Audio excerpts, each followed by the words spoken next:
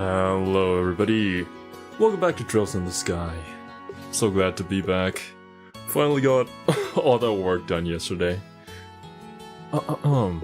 And really excited to start chapter 3. I have no idea how many chapters there are in the game, but maybe we're somewhere closer to the end. Imagine if there's like 20 or so chapters. Yeah, these are the guys who Agate was chasing last time, I believe. Yeah, there we go. How the heck is he keeping up with such a huge sword? Damn, dude. Damn, we can't shake him. We have no choice. Time to counterattack. I guess you're finally taking me seriously. Good. I was getting sick of playing tag with you fools. He's not gonna give up until he's dead. What a stubborn idiot. Does he really think he can beat 2 to 1 odds? I think I already have. What? Every fight takes spirit. You lose that, you've lost everything. And I figured out exactly what kind of spirit you losers had when you took up with your tails between your legs. Silence, Gilder Dog! Gilder Dog?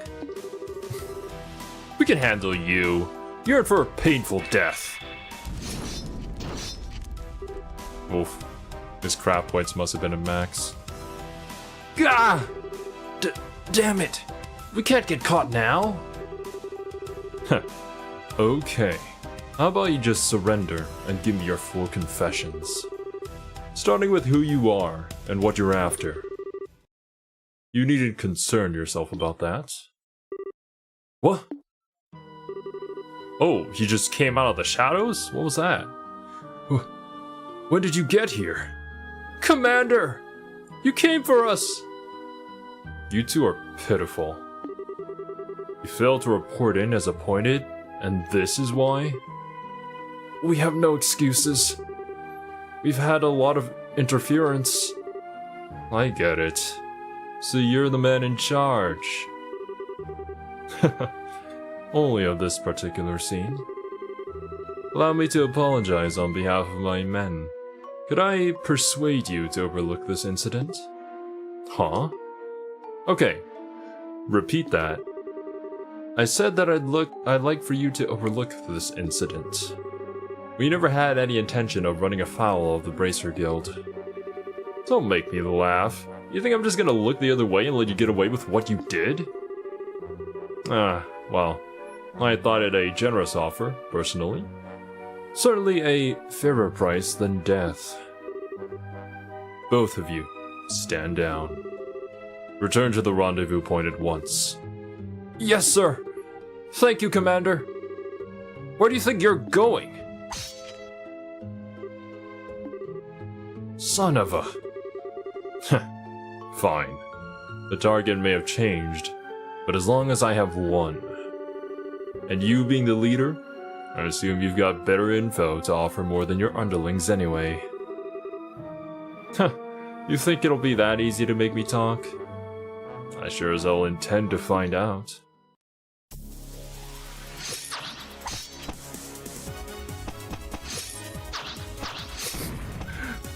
This is so cute. Like, I know they're going through an intense battle, but... Not bad. Not bad at all. You have an irrepressible passion, but a great weight bears down upon you. You are not quite so different from me. What did you just say? It's a painful thing to be powerless in a time of crisis. But you know that feeling all too well, no? I can see it in your eyes. Fine then. I don't know who you are, but I think I like you. There is no shame in powerlessness. There is no shame in being outmatched. You and I both know that. Perhaps we could come to a mutually beneficial agreement? Screw you. Don't act like you know anything about me. You're in for one hell of a beatdown. Yeah. We're charging our power. Oh my god. We have the classic anime finish. Gah! But Agate's gonna fall. No? Oh damn. All talk, no shock. Bet the guild's gonna love interrogating you. What the? He just disappeared? Is that the body split craft? What?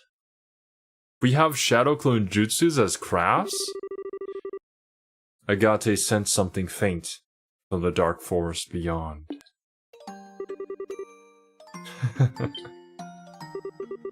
Nice try, but you've got a heavy heart. And a heavy heart makes for a light blade. Why don't you come out from hiding and say that? When a warrior enters a skirmish, he must be prepared to lose everything. Otherwise, he can gain nothing. In order to live as a man, you must forego all anger and grief. With that, I bid you farewell. Looks like we're getting a bit of insight into Agate's backstory, which we will most likely explore. Potentially in this very chapter or in a future chapter. There are quite a few characters that still remain a mystery to us, so with how long this game could potentially be, I'm guessing that we're going to learn each of their backstories. Shira, probably not. Shirazard?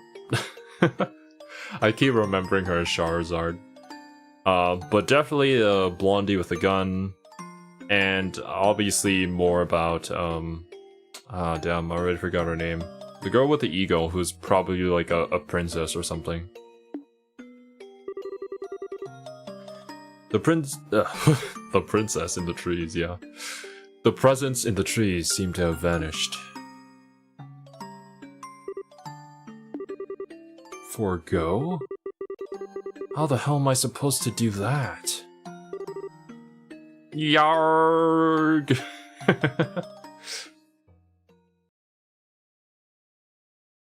Chapter 3. The Black Ornament. Legend of Heroes Trails in the Sky. Wouldn't a black ornament suggest that it had something to do with time? Guess she's not here yet. Did we get here that early? Could be. Want to kill some time at the tavern? Nah, it's nice out, so I think I'd rather just wait here. I doubt I could ever get tired of the view of the river. Yeah, no kidding. I even get the feeling that Ruin's finally back to normal. Pretty amazing, considering the uproar after Mayor Dalmore's arrest. Well, a seated mayor has never been arrested before. Try to imagine if Mayor Claus was arrested in Roland. Yeah, that would be a real shock. But when I think of it that way, the people of Ruin almost seem cold. I mean, they were clearly surprised by what happened, but not a single person was truly shocked, as far as I can tell. Well, you have to remember, the Mayor of Ruin has always been selected by bloodline alone. He wasn't elected to his position by the Ruinians, and that probably makes all the difference in the world. Yeah, that's true. The people of Roland appointed Claus mayor because they liked him and trusted him. Dalmore's getting what he deserves, but I still feel kinda bad for him. Hey, look who's here. Huh? Ah, there she is. Well, at least the bird. Oh, Sieg! Scree! Estelle, Joshua! Chloe! Ah, yeah. Hey! I'm sorry that I'm late. No problem. We just got here ourselves. Don't tell us you ran all the way here. You really didn't need to rush. I couldn't let you two go without seeing you off. Thank you very much for contacting me. Chloe, I keep telling you, you don't have to thank us. You too, Sieg. Thanks for coming. Well then, shall we be off? Okay. We need to use the south exit to reach Zeiss, right? Yes, on the southern road is a checkpoint called Erletten. You can set out for Zeiss from there. Roger that. Okay, let's go! Oh, she's coming with? Erletten. Onwards to Zeiss. Let's see. We started our journey in Roland, went to Boss, finished Ruin. Now through Erletten, we'll go to Zeiss. That will be probably end of chapter 3. Grand Soul, end of chapter 4. Is it possible that that's where the game is going to end? Maybe there's like 5 chapters in total. I don't think the first game's scope would reach into like the other nations just yet. I mean, there's so many Trails games, right, for us to go through, so I'm gonna guess that those are saved for the other games. Right, to get to that, yeah, we just go through the south block, right? Wait, what is this? Black Orbit Moan. During the incident at the ruined mayor's residence, the Black Orbit emitted a power unlike any seen before. We may be able to get some clues to its origin in the industrial city of Zeiss. Oh, yeah, okay. It's all coming back to me now. When we were fighting the mayor, there was something that a girl here, Estelle, had, which kind of cancelled the other Orbit's power to paralyze us. We'll see what it does. Probably find an expert. South block, Orient Causeway is the way we need to go, I believe. Is there anything that we need to do? People that we need to say bye to? Probably not. I think we should be good. Why am I just roaming around here randomly? I'm kind of afraid that I might end up like missing a book or something. City sure is noisy. Something major happen? Maybe say goodbye at the guild? Are you planning to go to Zeiss next?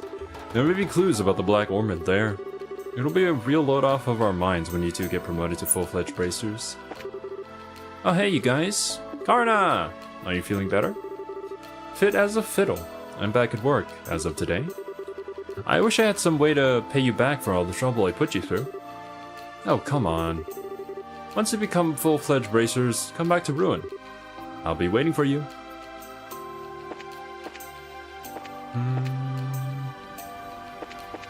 Alright. We could always come back here, I suppose. Check. I think when it comes to equipment, we should have bought everything that we can already, right? Let me go and... There's gonna be better equipment over in Zeiss anyways. That's how video games work. Right, we're off.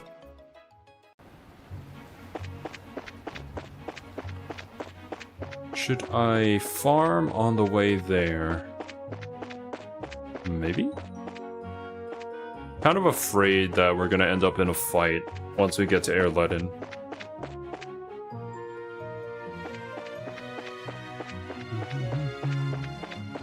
Although we probably have enough healing stuffs to get us through it, regardless.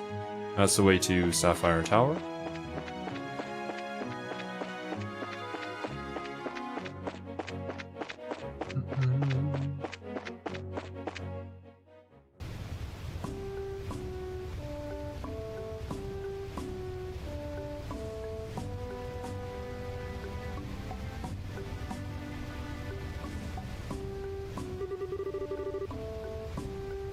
I've been here before, but this is a nice little spot. Yeah, we were here last time to try to convince... Oh god, I don't remember his name, but you guys know that dude. Royalty dude. The view here is breathtaking. Certainly doesn't feel like a checkpoint, that's for sure. Actually, I hear that a lot of visitors come here to see the waterfall. Really? Ruin sure has a lot of nice places, huh? I can understand why the Duke would want to live here. Agreed. But I think Roland is also a nice, relaxing place to live. Oh, you've been to Roland? Yes, I've been to all 5 of the great cities. Oh, that's right. Zeiss is up ahead. You'll be surprised how charming it is. Hmm? Really? Sounds like we're in for some fun. Alright, why don't we get the paperwork started then? Okay. Oh, he's probably gonna split from us once we get through here. Welcome to Aeroletten Checkpoint. If you want to get set up to go through, head to the counter inside. Will do. Private Cromwell. Good afternoon. How may I be of assistance? We were wondering what had to be done to obtain permission to enter Zeiss. Ah, okay then. Step right up. I'll take care of you. Be aware though, that once these procedures have begun, you will not be allowed to leave the checkpoint. Are you okay with that? We have a save. If something goes wrong, I could always go back. Yeah, we are. Yeah, go ahead, please. Then please start by signing these documents. Estelle and Joshua signed their names to the documents. Alright, everything looks to be in order. Is the young lady there not joining you? Oh, I only came to see them off. Ah, very well then. You'll be able to accompany them as far as the mouth of the Chaldea Tunnel. Thank you very much. What's the Chaldea Tunnel? It is the main road that joins this checkpoint to Zeiss. The path is a long tunnel that passes directly through Chaldea Hill. Wow, an underground road. Probably full of monsters. That'll definitely be a first for me too. Your friend may accompany you as far as the entrance to Chaldea. Please take care after you pass this point. Gotcha. Right, what do I do? I guess I just chill. Hey, welcome. This is an inn specifically for travelers. If you need me for anything, just give me a shout. I guess I rest here or something.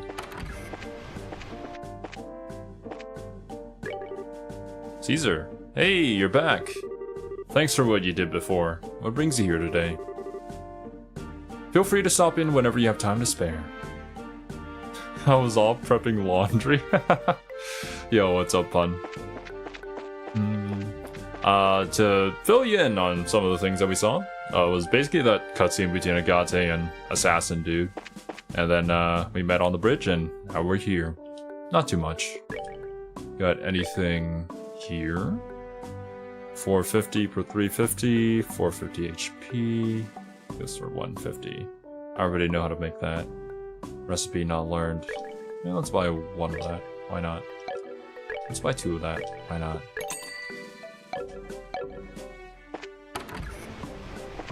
Oh, new person? Warrant Officer Kuntz. Oh, hey guys.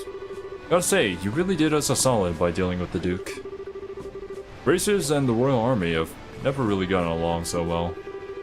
But I think we'll be a little more willing to help each other out in the future. Cool beans. Ooh! Artificial waterfall. Wow, this is amazing!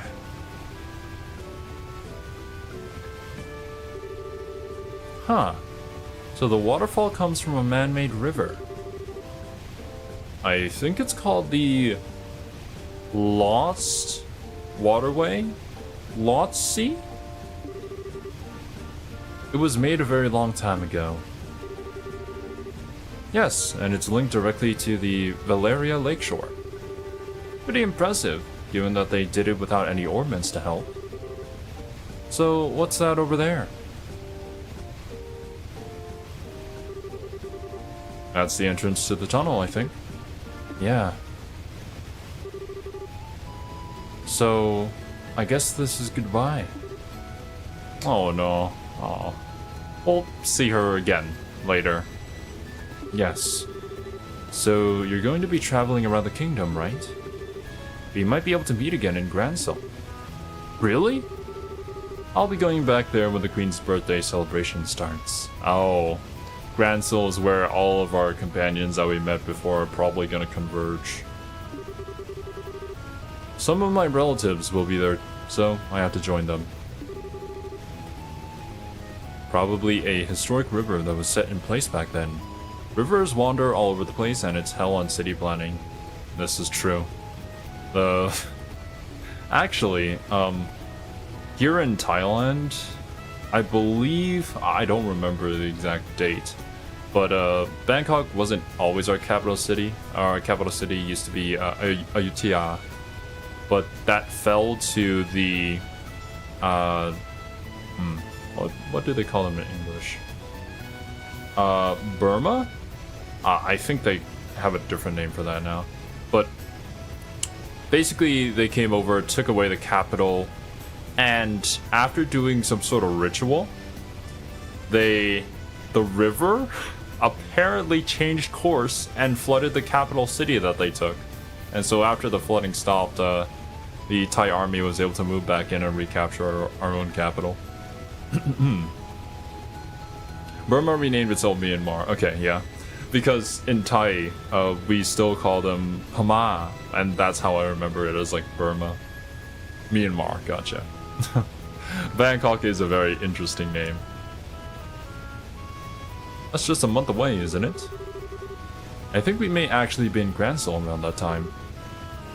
So then, once you're done with your family stuff, contact the Gransel Guild branch. If you do, we can try to meet up.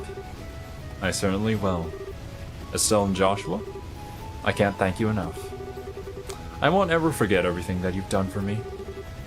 Come on, don't be so formal. We're in your debt as well, for many reasons. I'd say we're pretty even. What a thing to say. When we confronted the mayor, I said some terrible things. You care for no one but yourself, but I was no different. The government that renamed it Burma did questionable things and was thereafter taken over by a military coup. I don't know if I recognize the change, to be honest. Renamed it Myanmar. Renamed it Myanmar, gotcha. I don't know too much about what was going over there. I just know that a lot of the... what would you call them? I would call them Burmese. That's how I've always known them. The Myanmarese? The people from there, they come here to work in Thailand because it's just much better living conditions and much higher pay. But our language is also very close to theirs, so we can kind of understand each other without having to learn exactly each other's language. Huh? I've been running away from the reality of my own situation for a while now. To the orphanage and to the academy. But the two of you have taught me something. You helped me find the courage to hold my head high and find the strength to protect what matters. Because of you, I know how to be brave. I don't really get it, but if we were able to help you, I'm happy. Oh, best friends forever. This is a very good friendship to have because Chloe is probably royalty. Norwegians tend to retire to Thailand because it's so cheap to live there. I don't know that I approve of that either. Well, people can live wherever they choose to. I'm fine with that. And I mean, they're not wrong. Like, food here is very cheap and you can find it whenever. Cost of living is also very low. While the people and the culture is very nice. So I don't blame them. Cheer up, okay? We'll see each other again in Gransel. Yes, absolutely. Huh. And maybe we'll get to see Sieg there too, right? That was a joke. I mean, Gransel's pretty far away. I don't think those wings would hold. Besides, your home is here. Sieg isn't just any bird, you know. I think he'll be there.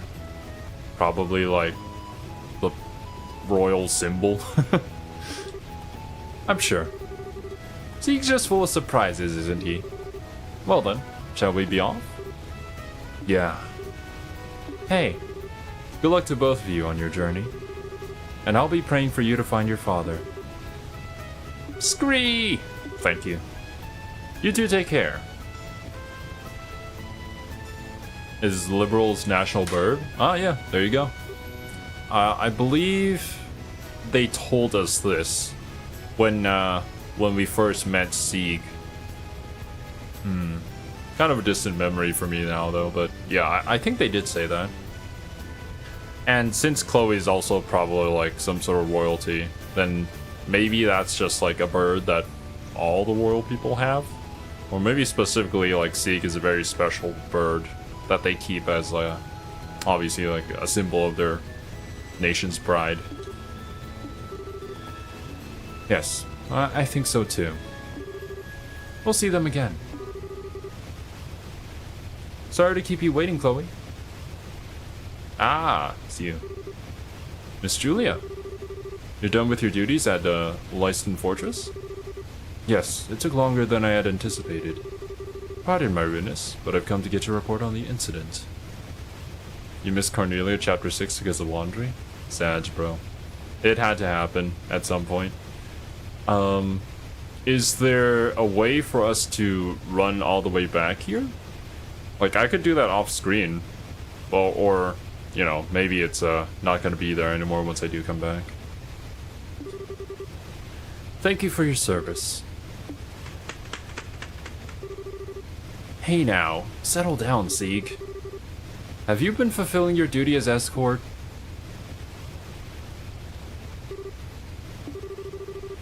He's always been very helpful.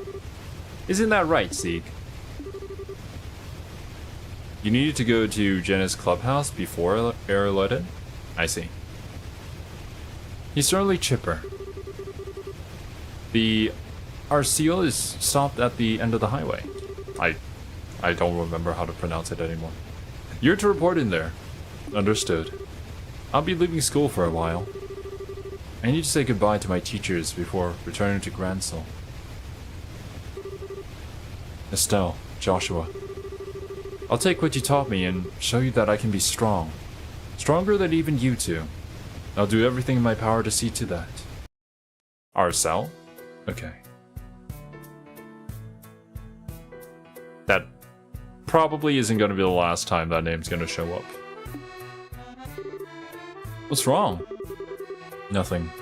I just got the feeling that someone was coming. Huh. There's someone in here other than us?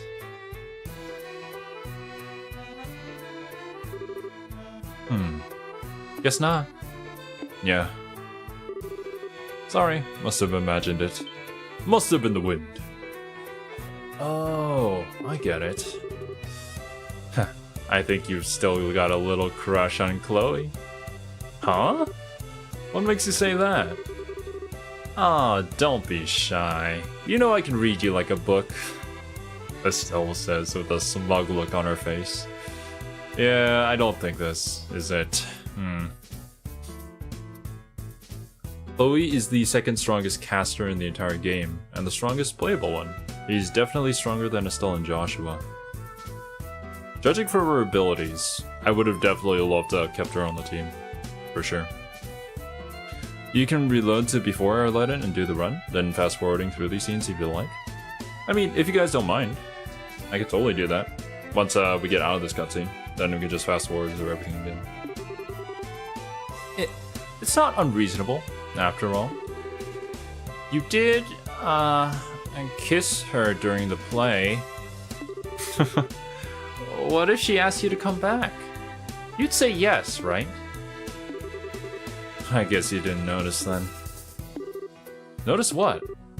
The last scene? That was just for show, you know. It was staged, just so it would look like a real kiss for the audience.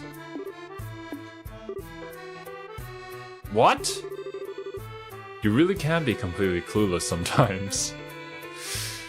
I don't think Ito lives again yet. The poor man deserves some rest through the torture that he put himself through. I mean, with the torture that he put himself through. I was wondering why Ito was playing Monster Hunter for so many hours a day. It was written right there in the script notes. Oh, I see. Note to self, do not insert foot into mouth. Speak of the devil. Yo, what's up, Ito? You feeling better, man? I hope you're okay, dude. Take care of yourself. Fatalis does not deserve to bring down your actual health. But why do I feel so relieved? Estelle? You okay? I'm fine! Come on, Zeiss awaits! Bruh. Alright, I'm gonna do a pro gamer move. And for anybody who is just joining us, I apologize. We have missed a book that we will end up reading the final chapter, so I'm gonna fast forward through everything. If I could remember how to fast forward through things. Okay, here we go.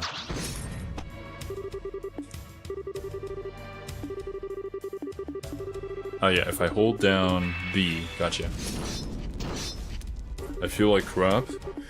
I don't envy you at all, Ito.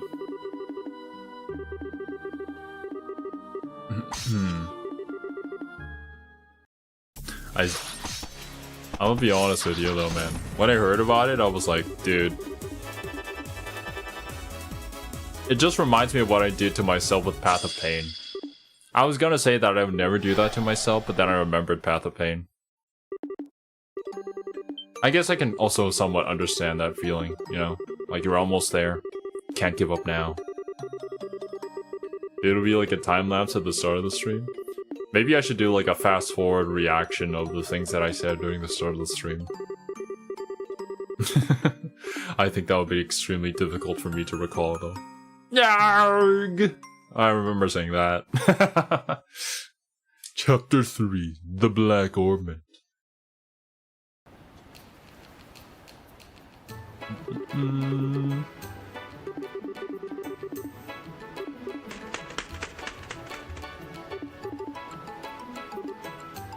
You know, someday I really should go back and beat Path of Pain. That's gonna stick in my mind for the rest of time. Ah, wait, no, wrong way. It's in the club, right? Laventar. Wait. Oh, what club is it? Huh? Is it here?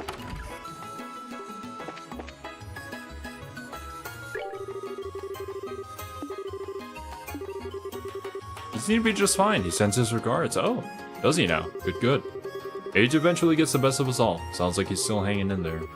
I really appreciate it. Good luck out there. Thanks. See you later. Oh, we have to go all the way back to the academy?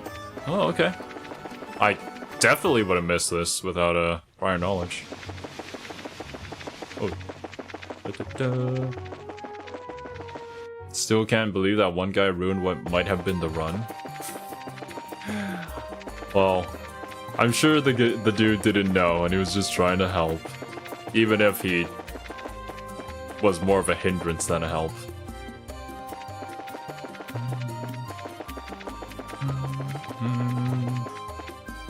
But hey, I guess, yeah, never pick up Monster Hunter again until we stream it, maybe. Who knows? Maybe someday. Sage Solace said it was not your fault. Right, where is the storage room? Is it all the way... You mean the one in here?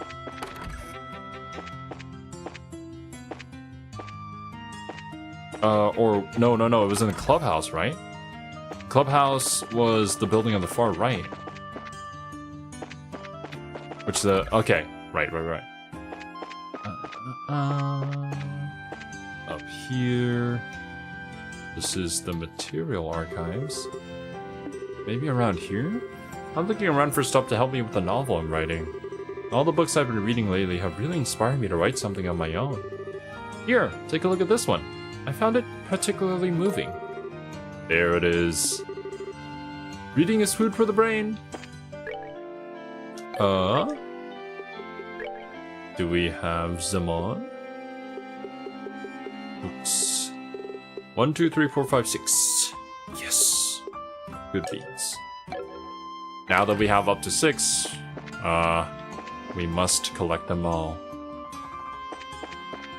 I see you need very small steps in your instructions. That is how I am IRL too, yes.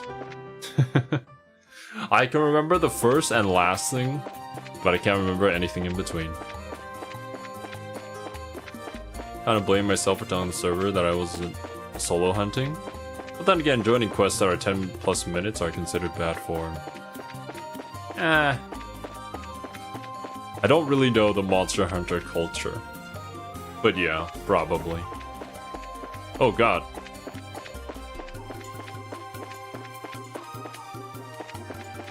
Good point to stop and read them all if you'd like to do a storytime video or something. Oh, okay. Yeah, we can do that. I guess, I'll head back into town, then we can just chill. I am planning for this to be a longer stream than usual, so, grab your popcorns and sit back. My voice is feeling pretty good, so I think I can read, a bunch today.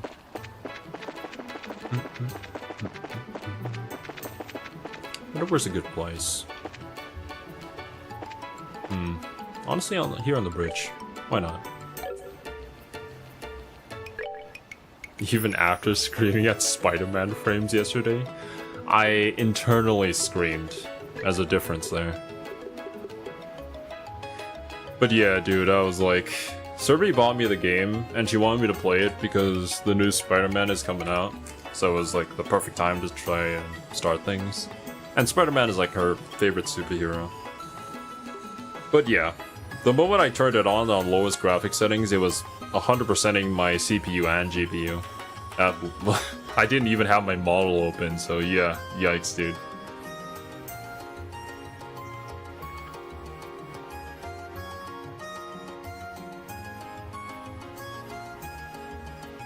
Spider-Man was a very good superhero about 5 reboots ago. I don't really know what it is with the superheroes and just going back at the start and redoing all of them all over again. It's kind of annoying.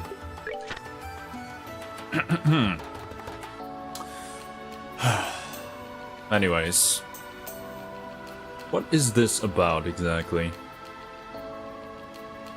Joining quests usually doubles the HP of the monster, their current percentage if it's mid-hunt. So peeps don't usually do that, but nevertheless, I should let this go. Sorry for that. So cranky. It's alright, Ito. This is a safe environment. You can let us know all of your pains, as long as it's not super personal and weird. We will send you virtual head pats, yes. They stopped writing good superhero stories, so they have to milk the ones they do got. That is so unfortunate. I think comics nowadays are trying so hard to be something that they're not. They see the success of manga over in the States and they're trying to be manga, when that was never the strong point of comics. And, well, all the political agendas that they insert into it and stuff like that. It's just, I'm giving up on comics. Alright. The Imperial Chronicle. Let me, I'm still laughing at that comment. Let me unnaturally deepen my voice. Oh. I stood there, upright in front of the revolving door, scuffing the heels of my boots against the ground. Pulling slightly on the collar of my trench coat, I dropped my chin and gazed at my partial reflection in the curved glass. Aside from my short-cropped hair, I wore a modest-looking, double-breasted leather raincoat, and a pair of special order, steel-reinforced boots, both of which at first glance appear to be the most common of common apparel. Yet, they were in fact much more than the naked eye could detect. My ordinary average appearance. It was of just as much importance today as it had been on any other day in times past. Not far off, the sound of footfalls echoed rhythmically, like the steady beat of a pendulum swinging back and forth.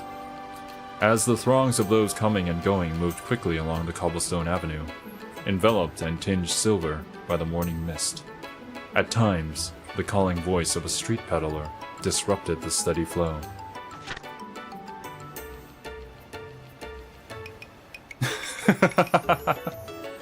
Revolving door mentioned in book. We have a revolving restaurant not 5 minutes from my house. A tourist brochure mistranslated into revolting restaurant.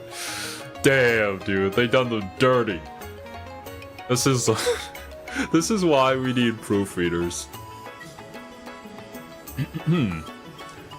But as soon as the hawking cry faded away, it would resume its course.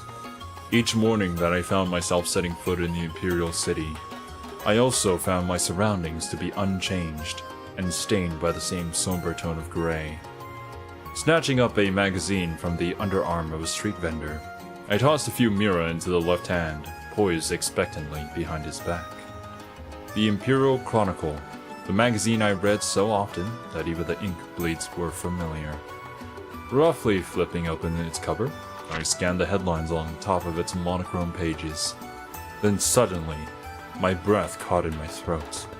At the very bottom of the local news page, I found those letters.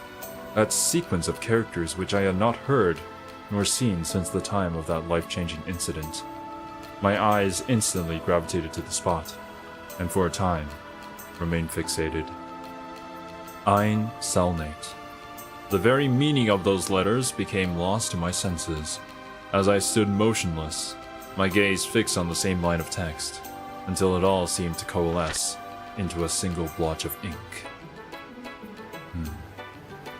Set in the Erebonian Empire, they still use Mira. I think it's a universal currency in Aidios-worshipping nations. Huh. Interesting. I mean, that would serve for... It would be very convenient. Although, from what we know of the Empire, I think they're kind of hostile with us. After a few seconds of blank comprehension, my vision settled, and I wrenched my eyes to the beginning of the article.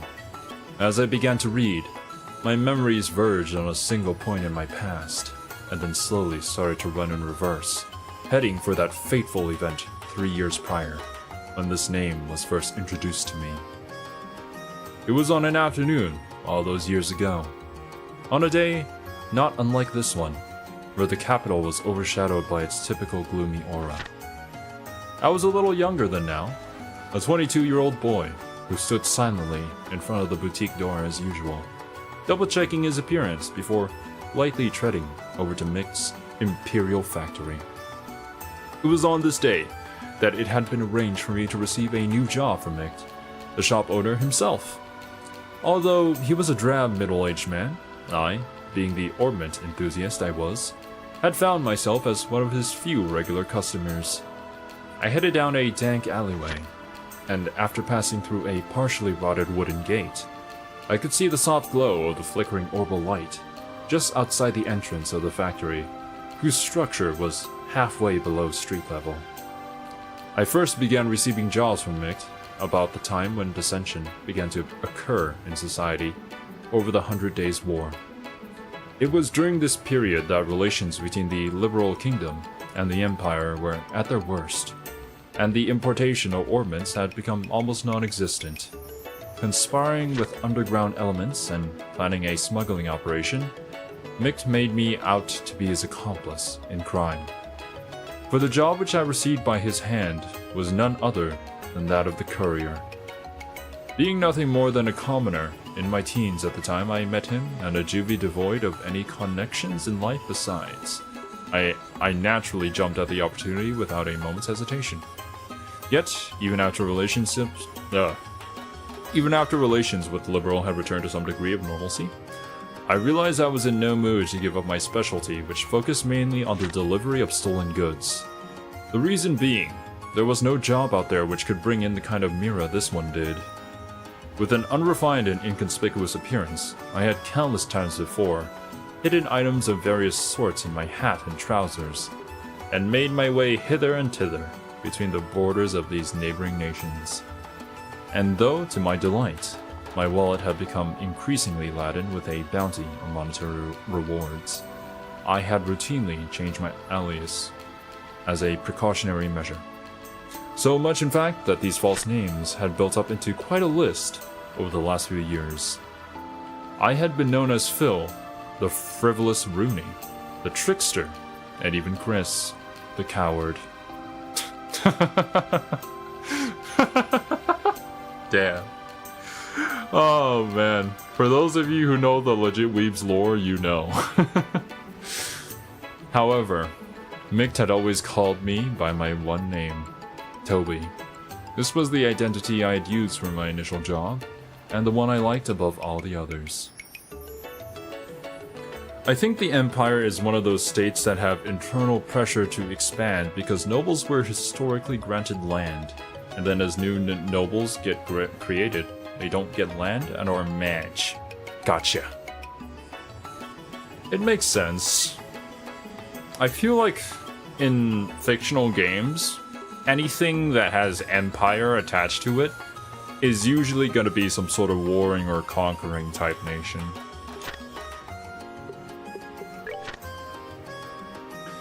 The train station. Hello there, Toby. You come at just the right time. Greeting me with those words, Mick shuffled slightly in his seat behind the counter. The baked confection he had been eating was ever so carefully placed atop his lap to prevent it from falling onto the floor. He smacked both of his powdered, sugar-covered hands together with a clap, and a cloud of white particles puffed into the air. The smell of sweet spices and baked baked apple pervaded the dimly lit shop. We had an item dropped off no more than a few minutes ago, he continued. The British Empire set an excellent example for fantasy writers to copy. This is true. Turning in his seat, Mick reached back and snatched up something wrapped in old magazine paper from off the shelf, tossing it to me. Knowing full well I wouldn't get any sort of answer, I asked anyway, "What do we have to do this time?" Laying out my railway and airship tickets, Mick ignored my question and said, "Make sure to get this to the same place as always." In his best slow drawl, he added, "It will be in your best interest to keep your involvement to a minimum by leaving the business side of things to me and focusing solely on getting the job done, Toby." It pulls a special kind of apples only grown in Canada. Fun fact! He leaned back in his chair and let out a deep sigh. The balls of his fingers, unlike the balls between his legs, were kneading the bags under his eyes. Then, once again, his large hand extended down toward the unattended cake resting on his leg. Before the sweet treat could reach his watering mouth, I had already made my way out the door of his tiny shop. As I walked, the waste paper bundled package bounced around inside the folds of my bag. By the feel of its shape and weight as it beat steadily against my side, I concluded that the object in my possession was probably just more swag. Are they like Victorian-era British Empire? From the descriptions, it kind of feels like that. And I think with the current tech that we have, I would probably add something like steampunk to that. And I'd probably be somewhere close to the Erebonian Empire right now. That's at least just my image of it right now. It didn't make me nervous not to know what it was that I was carrying, for I had done this type of job many times before, and no matter what kind of trouble I found myself wrapped up in, I had always somehow managed to come out unscathed. In truth, my experience on the job had made me tough, and I had become well versed in the art of orbital magic. So, it was that when I laid eyes on that rough-looking trio at the station, I felt no more knots of uneasiness in the pit of my stomach than was necessary for someone of my abilities. Later, they have gone to the Royalists and Nobles faction scuffle stage. Okay. The platform for the train bound for Liberal was a bustle with passengers awaiting its eventual arrival. Seeing that the benches were so crammed full of people that they could have very well been a tin of packed sardines, I resigned myself to standing near the entrance, as I patiently waited for the train to come in. Twisting my body in order to move the bag to my other shoulder, I noticed the figures of two men, heads bent together and conversing in an inaudible tone. They stood just beyond the ticket gate, right about where the horse head of the imperial emblem lay embedded in the ground, in a grand mosaic of tiles. After a short interim, another man approached and joined in the conversation. From my own perspective, this was one ragtag group I most certainly couldn't have given a passing grade to based on looks. All three were extremely well built and sported the same haircut. Put it mildly, they stuck out in the crowd like a bunch of sore thumbs. Bruh, it's like spotting an undercover police officer. Lots of trade in the era described in this book though.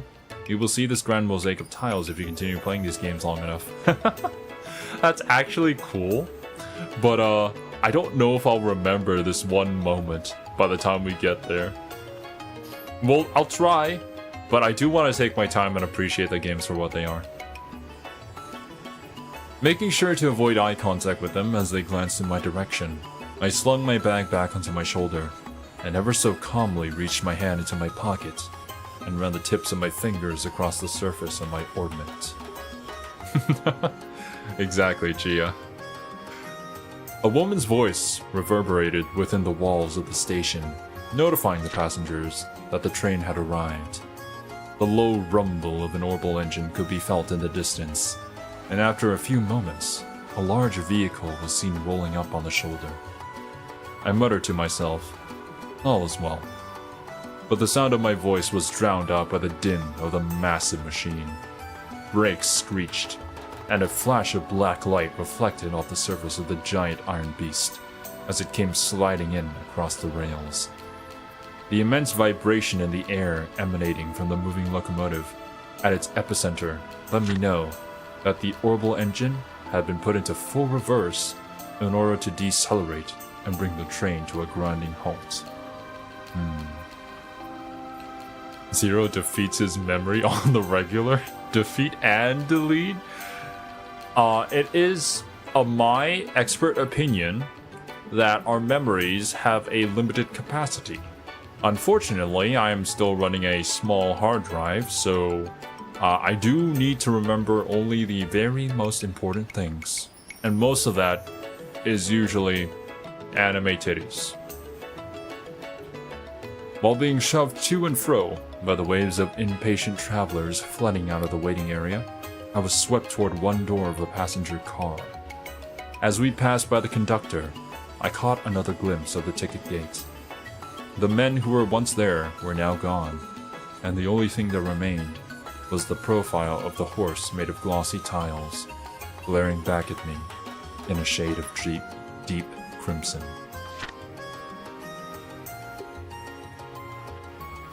I actually remember reading that line, Pun. I think he described it as like a room, and he threw away any unneeded furniture within that room in order to only keep the things that he needed, or something along those lines. I think that was back when I was still reading books when I was like 6 or 7 years old. After that, I started playing golf and I didn't really have time to do anything fun anymore. What do you think of the book so far? I'm enjoying the writing, and I like how descriptive the author gets with this. It's kind of nostalgic, and it reminds me of the times when I could just spend all day reading books. With just the wording and how they describe all these ordinary, mundane things happening. Because the last book was literally just 3 dudes are sus in the background as I wait for a train to pull into the station. I like it though. Representative of the Septian Church. The train barreled on, almost flying through the thick veil of fog. Droplets of water splattered against the window glass, extending out like transparent veins, and continued to wriggle back and forth under the pressure of the swiftly passing wind. Placing the temple of my head against the glass, I stared blankly down at the tickets in my hand, and rubbed the two of them together between my fingers. I would be traveling by train to the border city, far south of its imperial cousin, and then to reach the liberal kingdom, I would have to transfer to an airship. Both of my tickets were first class, but not the highest end seats available. Actually, I'm gonna say this now before I forget it. Is it possible that the ornament that this person is carrying is somehow related to the ornament that Estelle has? Anyways, moving on. I don't know if this is like a fictional story, but... The passenger car was nearly at full capacity, but for some peculiar reason, nobody had seated themselves in the space next to mine. As I mused about the empty seat, it occurred to me that Mick may have purchased the spot ahead of time, leaving it vacant on purpose. There was no doubt in my mind that he was being paid handsomely to make sure this job was done, and done well. Will you be traveling to the Liberal Kingdom, sir? Right around the time my trip on the rails had passed its halfway mark, I was met with this sudden question, and set up with a start. My eyes searched for the one who had asked it. There, standing in the aisle, was a single woman with a radiant complexion, beaming down at me. She wore a coat with overlapping buckles secured slightly above her breast, and appeared to be in her mid-30s. Gingerly bending her knees and pointing her finger at the empty seat beside me, she asked, "Do you mind?" This bridge kind of looks like a railway, which is the closest you'll get to a train in Liberal.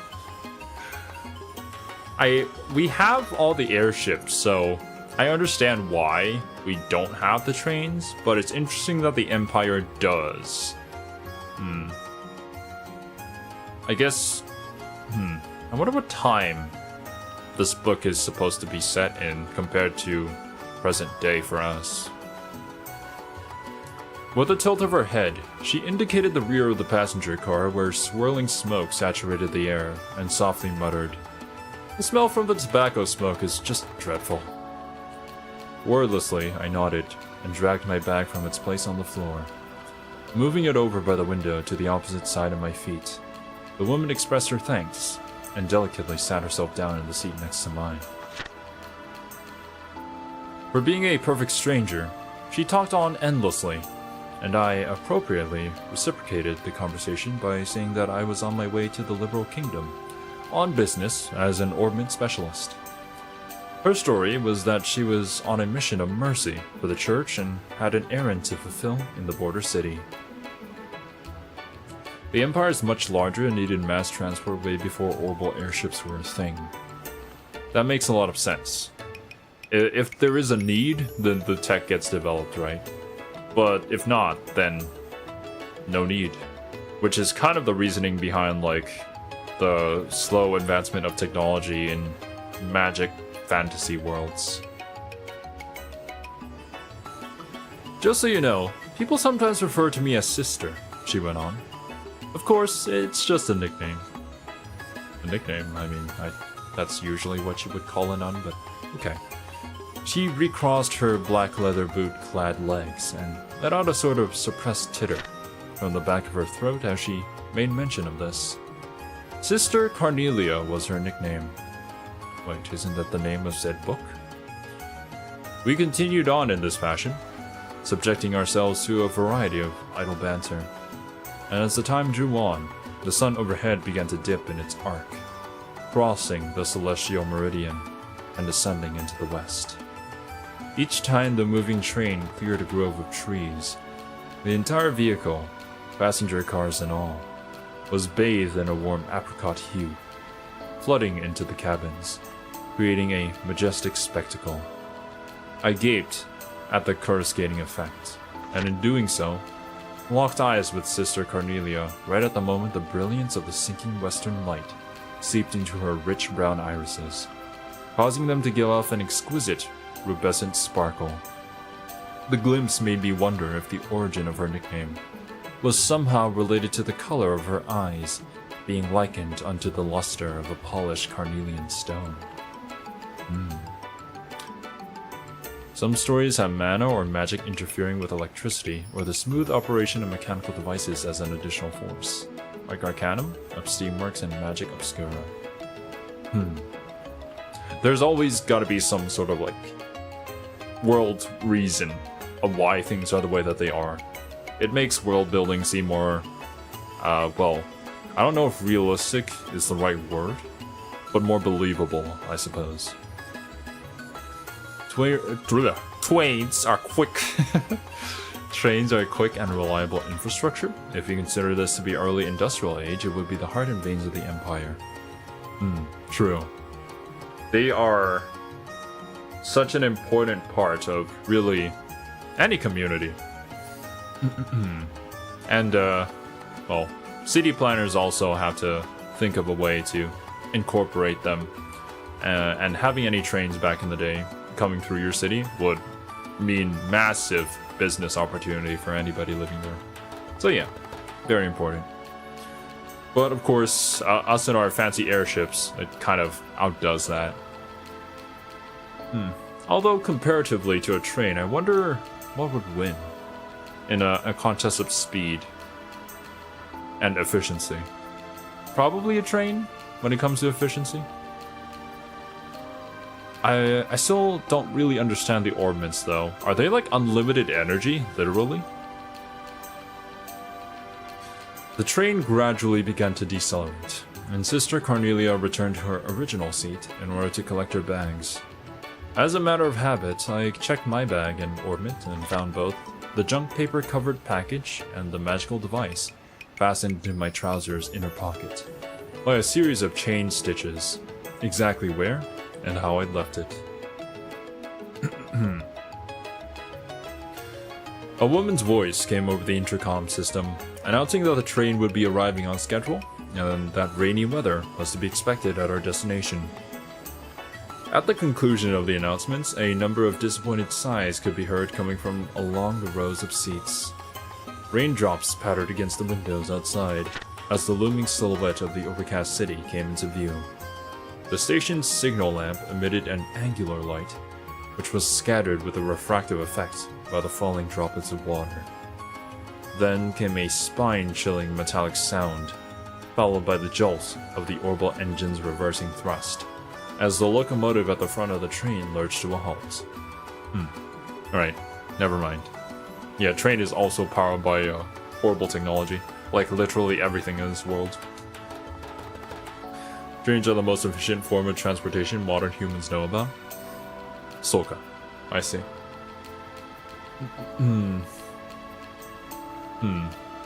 Yeah. Makes a lot of sense. One second. I'm drinking some water.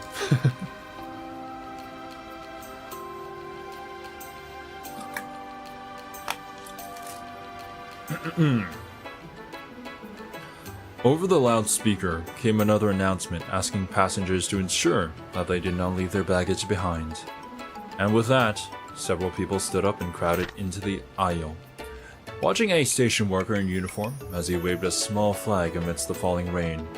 I picked up my bag and rose to my feet.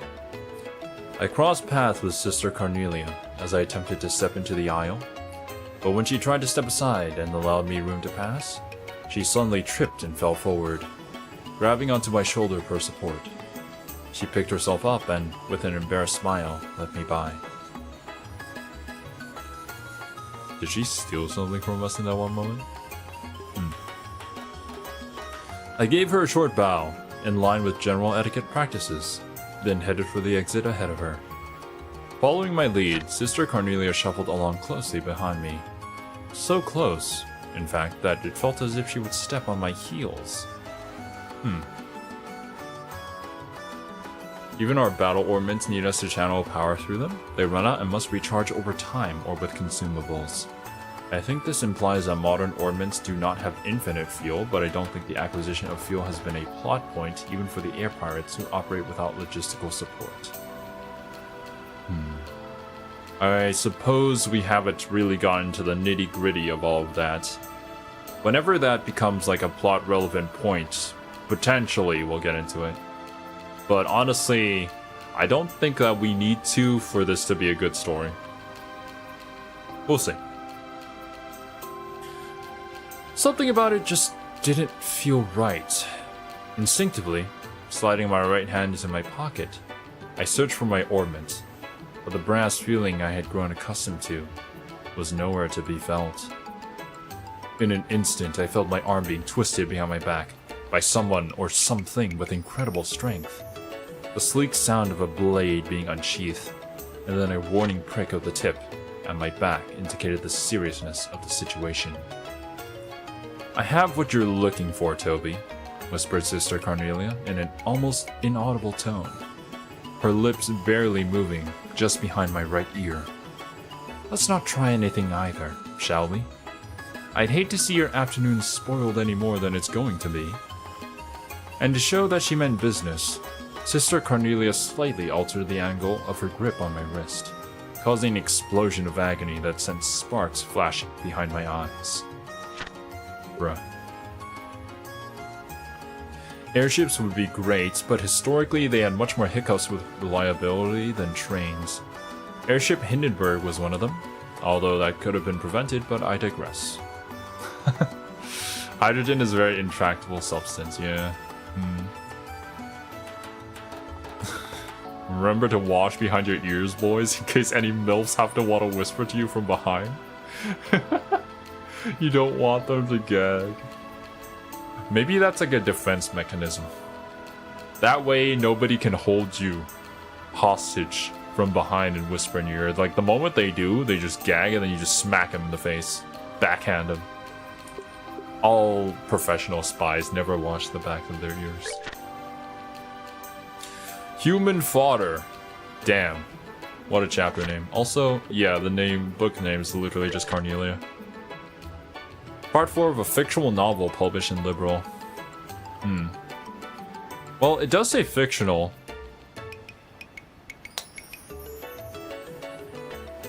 I don't know if this is the kind of game where things that it says are fictional are actually true. Because like, but it's only like 3 houses.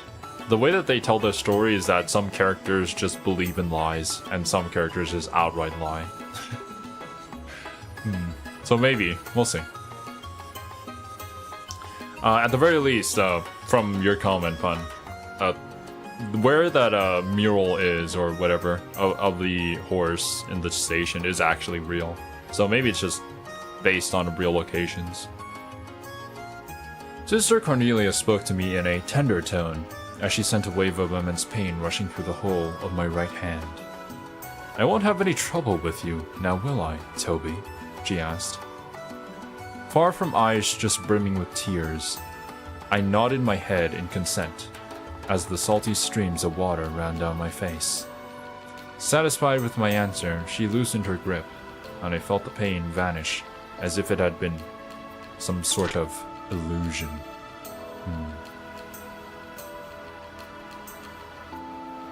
It's very realistic in his prose. Yeah. Like, you can imagine these things actually happening, but it could just be the fact that the author of the book is very good at writing. We'll see. It could potentially come into, like, the actual story, which is why the books are important to collect. With a wry smile, she further added, "Don't get me wrong, Toby.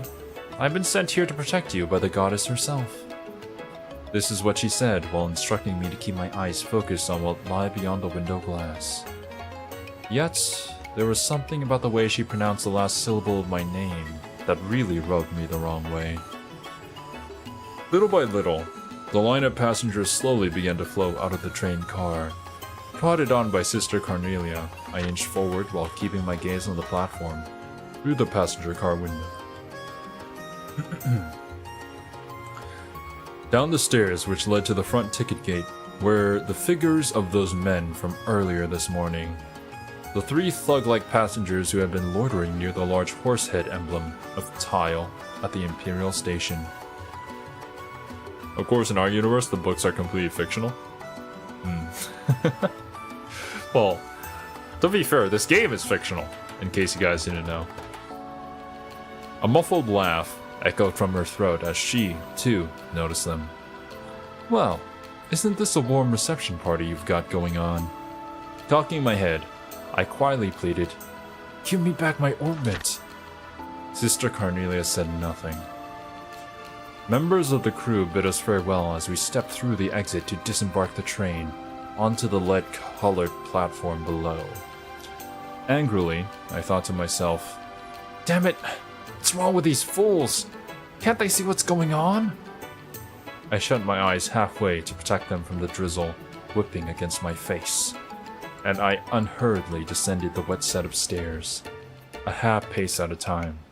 Sister Cornelia moved along behind me at precisely the same length of stride. Below, the group of thugs waited, expectantly, at the bottom of the stairs. Waited for me, no doubt. It's tempting sometimes to think that Falcom has a window into another universe with the amount of detail in these stories. I'm glad that they paid so much attention to all the small details. I hope that they're doing okay and that they get enough sleep. Fictional now! I'm sorry to burst your bubble, Ito. I know, we all wanted Estelle and Chloe to be real, but they're not. Contemplating the rate at which I was going, I ultimately believed it was only a matter of time before I would be handed over to the enigmatic group. I caught sight of their soured faces as the distance between us grew smaller and felt the heat of my left hand tightly gripping my bag grow in intensity until my palm began to sweat profusely. Hitting the midway point on the stairs, Sister Cornelia suddenly whispered in my ear, "Keep your eyes on the ground, Toby." I did as I was told and cast my gaze down upon the tips of my boots, stained to a darker shade by the rainwater. Then, right at the moment I let out my breath, I felt a deep sense of pressure just below my shoulder blades as I was forcefully shoved forward. Droplets flew from my saturated fingers, and my world turned upside down as I tumbled down the stairs and slammed back first into the group of hoodlums. With a muffled crunch, I felt the painful sensation of my ribs crumple under the weight of my body. It then returned to normal from their severely compressed state. Two of the seemingly military men who were hit as I toppled down the stairs, like an avalanche unleashed on a pair of young saplings, absorbed the transfer of force and were thrown into a large puddle collecting on the ground nearby. Shrieks erupted from startled passengers nearby, more shrill than the high-pitched sound of the railway brakes from a decelerating locomotive. As my world spun wildly about me, I lay there, the chill of the tile seeping into my back. With a concerted effort, I rolled my eyes to the left, where my arm remained in an outstretched state. By some act of the goddess, I had managed to keep my tight 5-finger grip on the bag I had been carrying. In an effort to get up, I slid into a prostrate position, keeping my chin in contact with the ground, making a low visual sweep at the vicinity, as if my life depended on it. I noticed the military-like physiques of the men had vanished from view. The only figure I saw standing above me now on the platform was that of Sister Cornelia, and on her shoulder, as if she was merely hefting a sack of grain, was one of the men. Jesus. Turning in the direction where the train sat in its motionless state, she lobbed the unfortunate man down onto a set of empty rail tracks below. By this time, I had risen to one knee while keeping the other planted firmly on the ground in a half-standing position. The world in front of me was still swaying, undulating in my wavering eyesight. My head slowly rocked back and forth with it as the double vision of Sister Cornelia's boots approached me. Then, with a strong grip, she tugged on my hand. For some strange reason or another, when she did this, I failed to notice the unpleasant feeling that her hand wrapped tightly around mine brought. "Let's go, Toby," she instructed in an authoritative voice. Nearly dragging me, she pulled me to my feet, and before long, we were hightailing it out of there. The onlookers made quite a commotion as they moved hastily out of the way in a determined attempt not to be caught up in the middle of our flight path. The bag in my left hand swung helplessly, knocking against my thigh. After clearing the ticket gate, Sister Cornelia finally let go of my hand, but a sickening slippery sensation came with it. Looking over at her, I realized that the stomach-churning slimy feeling on my hand had come from the bright red blood which stained both of hers. I peered back over my shoulder in the direction of the platform as I continued to run, but the figures of those 3 men who had been waiting for me at the station were nowhere to be found. Ooh, a murderer, sister. Emissary of the Sabbath. I sat staring at a partially melted lump of butter on a stack of cold pancakes. Picking up a fork, I poked at them, and after turning the top one over, I dabbed the milky yellow substance between the rubbery layers. In doing so, my interest in what sat atop my plate faded to nil. A hanging lamp dangled overhead, making a sporadic buzzing sound as its honey-colored light flickered, creating jittery shadows and distorting my vision within the inn. The pouring rain outside didn't appear as if it would let up anytime soon either. Bringing my face closer to the window, I peered through the film of water flowing down the outside of the glass, as I tried to make out the dimly lit avenue. Although the station house sat right at the end of the road from where we were launched, all that was visible was the side of the structure obscured by a shadow, which prevented me from being able to see the platform. "There's nothing to be worried about," said Sister Cornelia as she returned, wiping her hands with a handkerchief as white as newly driven snow. Pancakes are like sex. When they're good, they're very, very good. When they're bad, they're still better than nothing. I will not turn my nose up at pancakes. I wouldn't use that comparison, but I do have to agree upon pancakes are pretty good. Other people in chat, what do you guys think? Pancakes, yay or nay? I mean, obviously we all agree that donuts are like amazing, superior, right? That's why we all seek to covet them. What about pancakes? Stretching the square strip of cloth out, she sat down and placed it neatly on her lap, like a napkin. Then, in a reassuring tone, she added, "We've seen the last of them for a while." Watching the tips of her fingers move as she smoothed out the wrinkles in the piece of fabric resting on her legs, I was hit with a sudden flashback, reviving the awful sight and coppery scent of the sticky blood which had covered those hands not more than a few hours before. "How can you be so certain?" I asked, still having more than a few reservations. "Because that's how these types of crime syndicates work," she replied, clearly seeming to know all the answers. The waiter came and set a plate in front of Sister Cornelia with a soft clink as the base of the glassy dish taps lightly against the hard surface of the table. After scooting the meat-laden porcelain plate closer to her, she licked off the sauce now covering the tips of her fingers in an almost sensual way. Sickened by the bloody image already in my mind, and now the sauce, I tossed my fork aside and leaned heavily back in my chair. Donuts are pretty good, but unlike pancakes, it's hard to pretend that they're actually dinner. Yeah, you got a point there. Though not the white kind of yay. Nunny?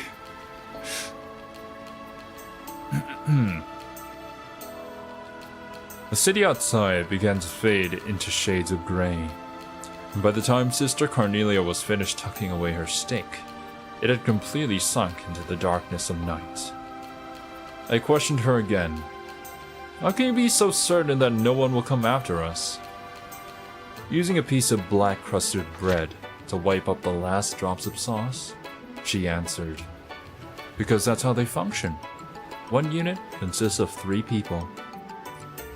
Then, as if remembering something else important, she added, that group that was after you? They're a Jaeger Corps. Upon hearing this, I recalled seeing some of those men at the landing port some time ago. Only the most renowned and skilled of mercenary groups have the honor of calling themselves a Jaeger Corps. Or at least, that's what Mick had told me about them. They were soldiers of fortune, who were said to relentlessly follow the flow of Mira, wherever that happened to lead. And they would stop at nothing to get at it, even if it meant spilling blood. Warhawks, mercenaries without borders, and a group never to get involved with, is what Mick often had a habit of saying about them. Instinctively, I slid my foot forward and checked the location of my bag with the tip of it.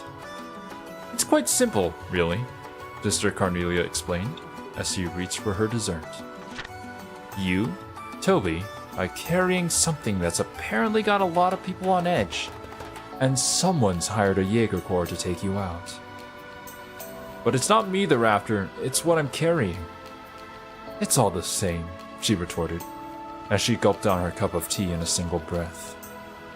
They're going to kill the courier before they even think about searching the contents of his bag.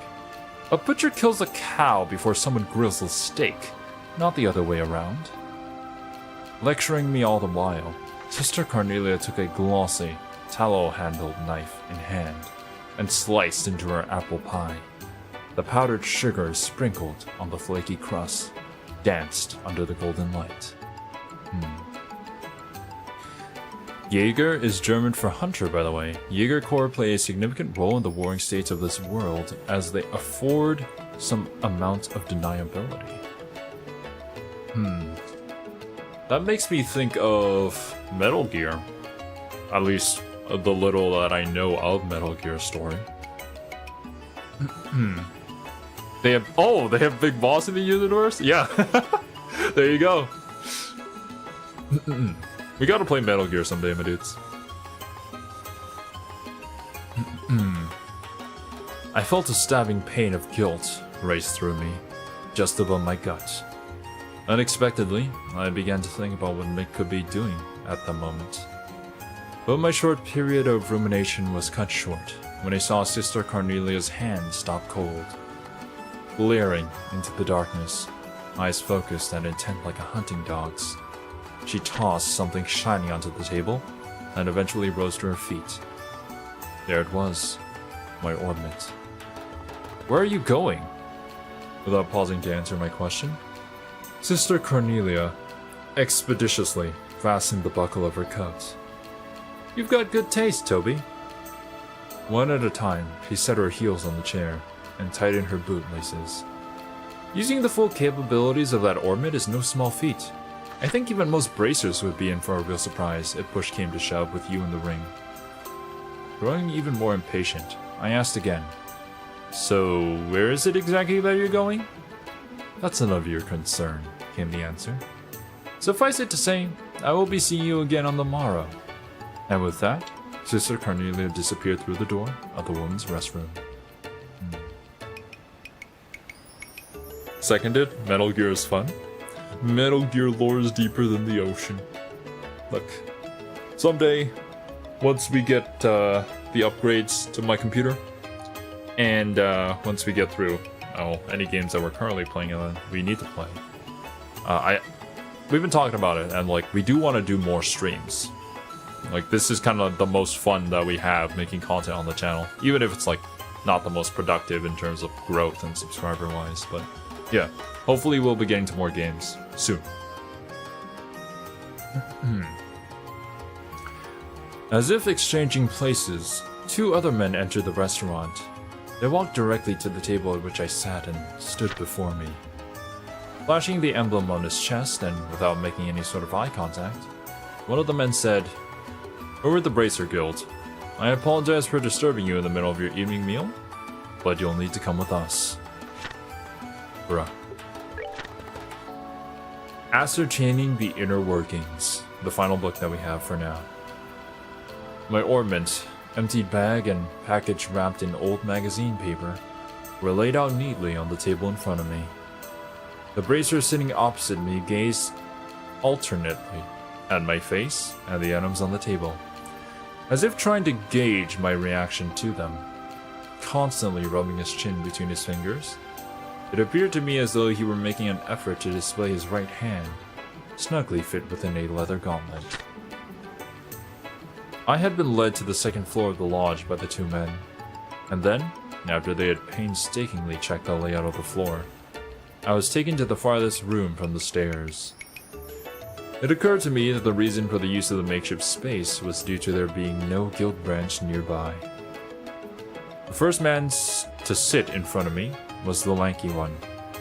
He told me his name, but I soon forgot which one was Clayton and which one was Pavel. About the time I had finished being frisked, the bracer wearing the gauntlets, Clayton or Pavel, whoever it was, returned and whispered something in his partner's ear. It seemed as though they were trying to locate Sister Carnelia, but having no luck. After much probing on the subject of her in the Jaeger Corps, and after relating everything I had heard from her on the train, I turned the conversation around and, playing the role of the victim, inquired into her past history. Though, strictly speaking, I guess I was, in fact, a victim. Her name is Selnate, Ein Selnate, read aloud the lanky bracer from a pocketbook he held just below eye level. Originally a constituent member of the Jaeger Corps, her present affiliation and activities are unknown. In short, added his partner, pompously, she's not the type of person any upstanding citizen should be getting involved with. He reached out his gauntlet-clad hand and picked up the object bundled in scrap paper. Reaction all the while, he unwrapped the paper, laying it out flat in the center of the table. Its contents turned out to be a lump of metal ingrained with a sort of clay-like substance.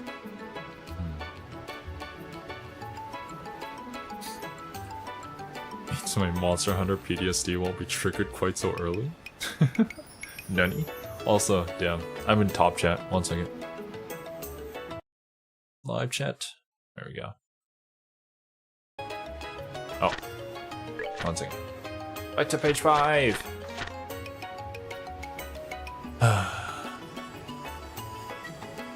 Ein Selnate was the first name mentioned in the book. Yes. I think it was like at the bottom of the newspaper or something. He stared at it in a newspaper while reduced to a blob of ink. Yeah, something along those lines.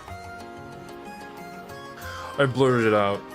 I was on my way to a research institute with the item when everything happened, and then threw in the address of some non-existent client for a good measure. The bracers took notes, making sure not to leave out any of the details of our conversation. Then, to dispel any lingering suspicions, I agreed to stay with them under their watchful eyes for the night.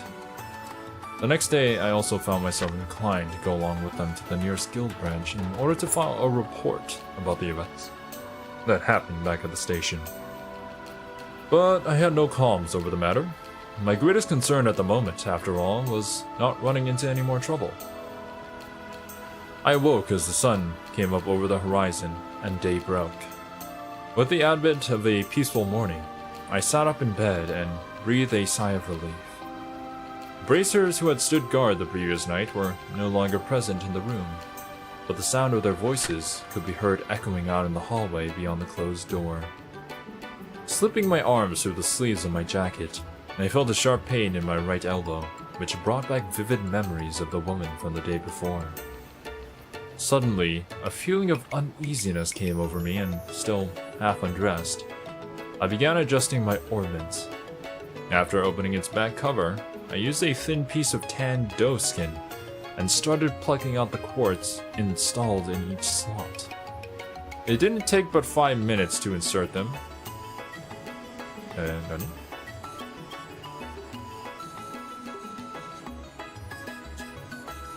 Hello? Controller?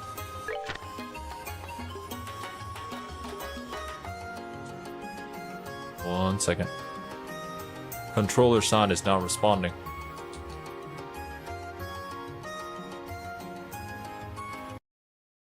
Let me try reconnecting.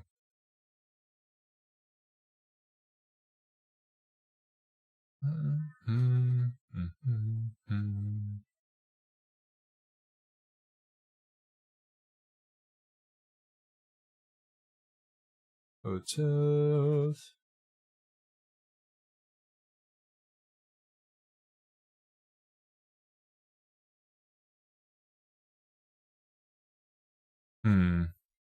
Are Jaeger units supposed to be shock troops, or are they special ops? This world Jaeger Corps are exceptionally talented mercenary corps. They kind of self-police who gets to call themselves a Jaeger Corps, so it's very informal.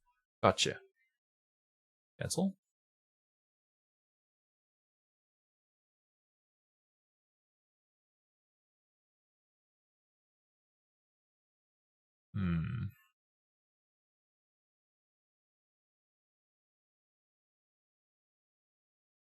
Yeah. Pro controller does not seem to want to connect to anything. Could potentially just be out of batteries, honestly. Alright. Well, that's fine. This will be the first time we try playing the game on keyboard. I'll charge it, and if later on, I'll try to reconnect it.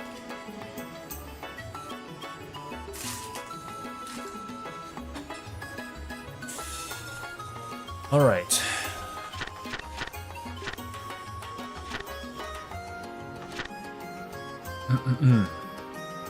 So I'll be on just but 5 minutes to insert them, each into different slots, and rearrange their configuration with a set of light magic as my base.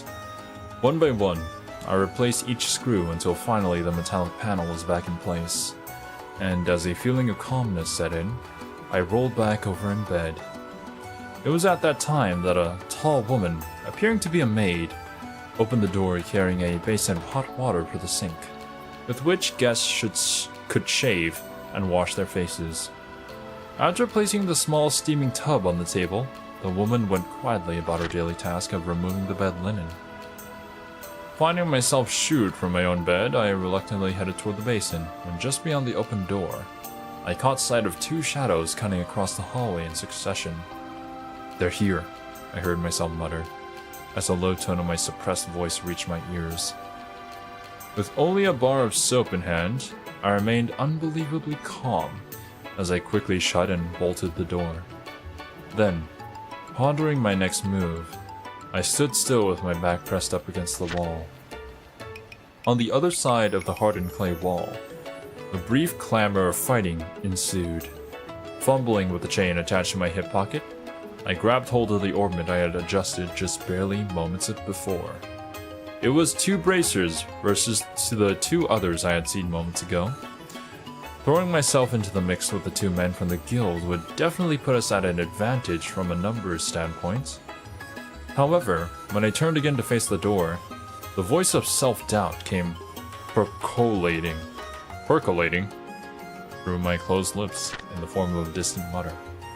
Never seen that word before. "There are only 2 of them?" I murmured to myself. If Sister Cornelia's words were to be believed, then one unit consisted of 3 people, not 2. Again, I questioned myself inwardly. Then where's the 3rd? The hair on the back of my neck stood on end as I realized my plight. Something swung down over the top of my head, catching me around the neck, and the next instant I was flung to the ground.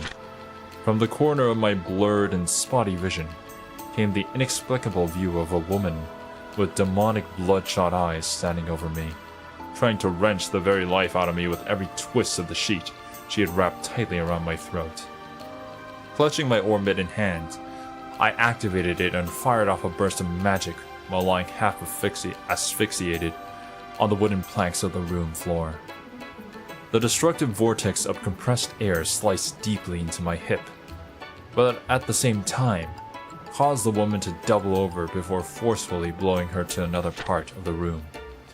Shreds of whirling linen flecked and sprayed with fresh blood, blasted out through a gaping hole in the wall, where a closed window once stood.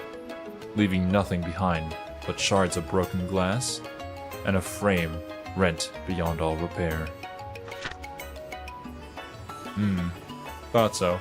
At first I thought the maid was like Cornelia or something, but I guess she's not gonna show up until later in the story. And yeah, that was the 6 chapters that we currently have of Cornelia.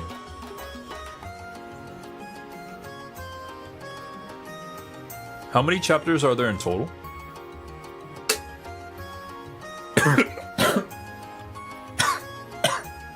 Oh god.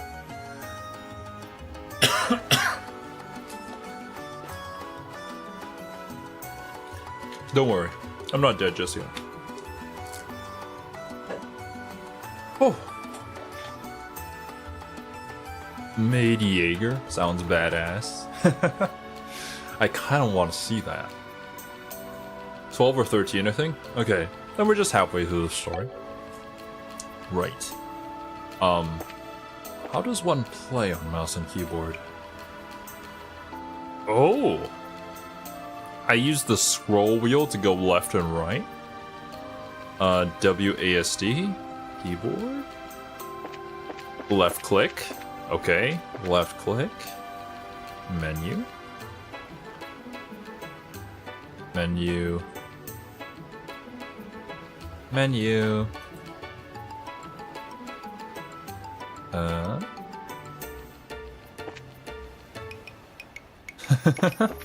Alright, roger that pun.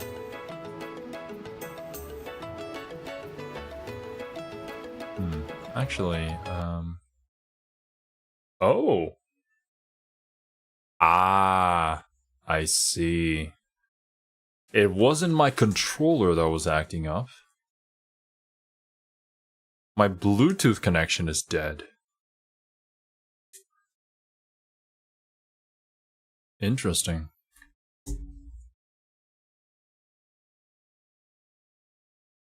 Like, my keyboard's also disconnected.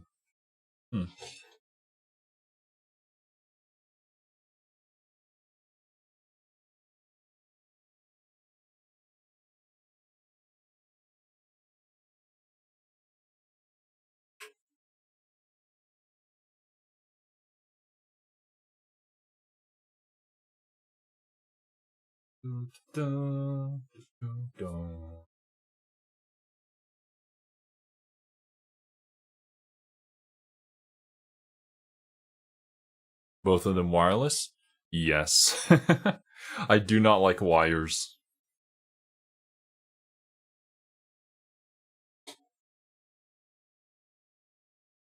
The reason why my mouse is still working is because it's on a separate Bluetooth.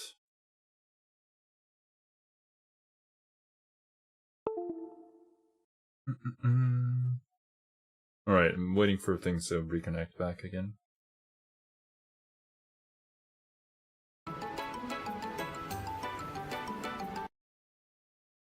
Okay. Keyboard is now connected. Let's see. Oh. Audio is still dead for me. Restart audio engine. Okay. Should work. Okay, yeah. It is keyboard escape. Okay, good. Now, let me get my controller.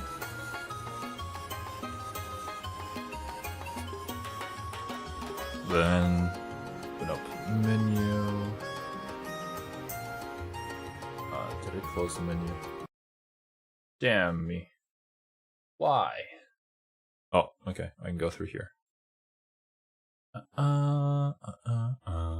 Bluetooth. It's never happened before. I guess technical difficulties are just a part of the Legit Weeps channel.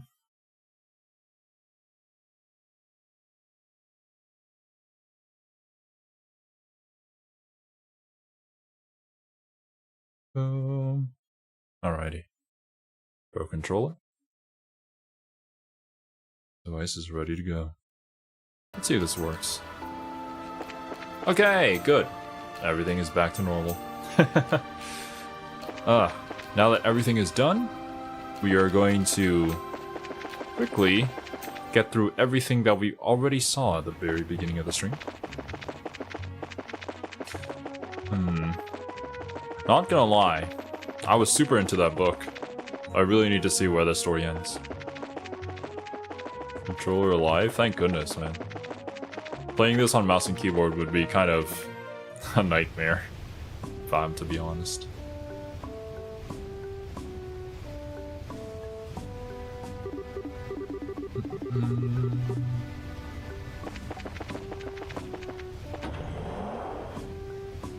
I need to talk to you. Yes, we are. To do the exact same things that I did before. Let me save. Actually, no. I bought like. Well, I mean, I talked to you as well. Oh, no. Let me shop.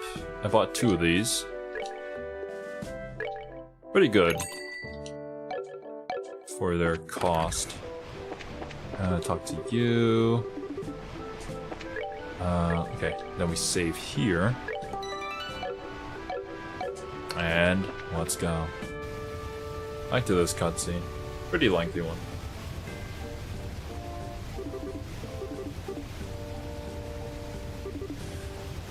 The way that this game does its writing, it's more of like a book rather than a video game. Although the conversations seem very natural, which is one of this game's charms.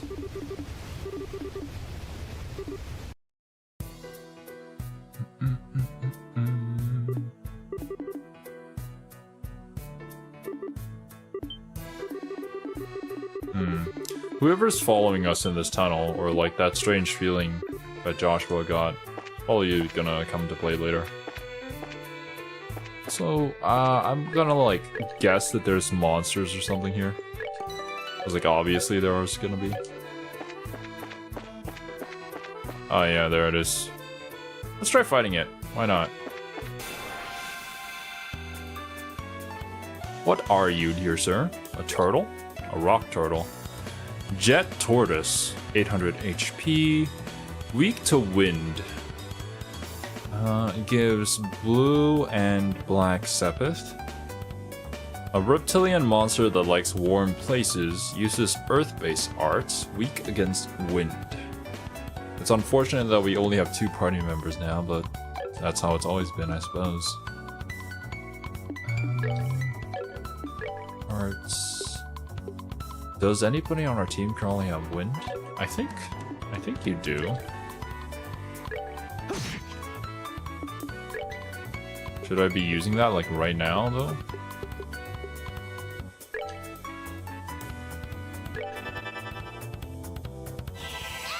Yeah, it's only a few EP. There should be enough to finish it. Nice. That's that then. Turtle that is weak to wind, amazing. Wait, which way was it going? Shit. Am I going? No, this is the way back. Okay, yeah. Oh. Huh. Yeah, that's definitely like a place to have a few chests all the way back there. Then going out there, is that literally just Zeiss immediately?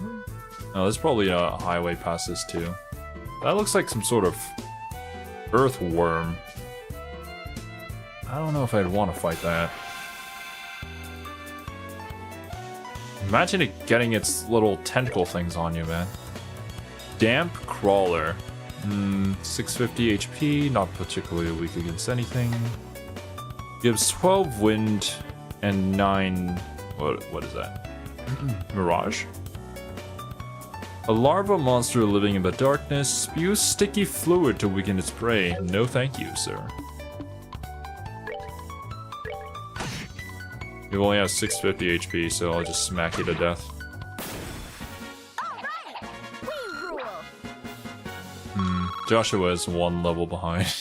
This is so sad. Are you feeling Chloe's absence yet? I mean, I would prefer to have like 3 or 4 people, preferably 4 people in the party at all times, but the game is just not that way, I suppose. Also, I'm gonna save here. Like, dude, this chest would be super sus. Hero bomb, okay. The chest is empty, like your thieving heart. Oh no. What have we done? Furia bomb. Chest is empty. Because you removed the contents, you looter. Oh, so sad. What have I become? Hero bomb. Nope, still empty. Sad, bro. Someday I'm gonna come back and all these chests are gonna be full again. And they'll be happy. They'll thank me for taking things out of them.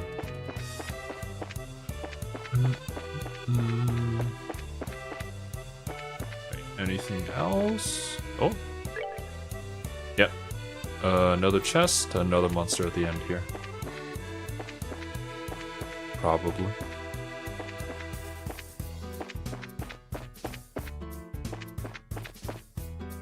Oh.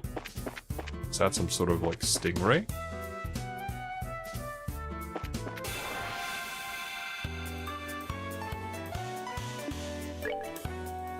Oh, bonus critical on the first turn. Nice. Cave Ray, 580 HP. Very weak to fire and wind. He has Fire Sepith and space. A monster living in the dank underground, fast and armed with poisonous fins. Ah, Soka. Well, we can just smack it.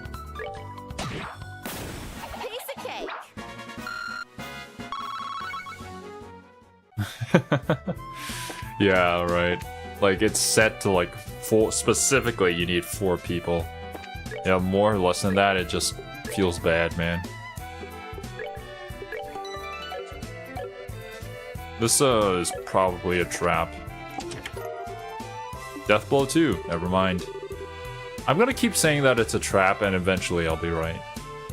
Reduce to searching empty chests. That's really sad, bro. Death blow 2.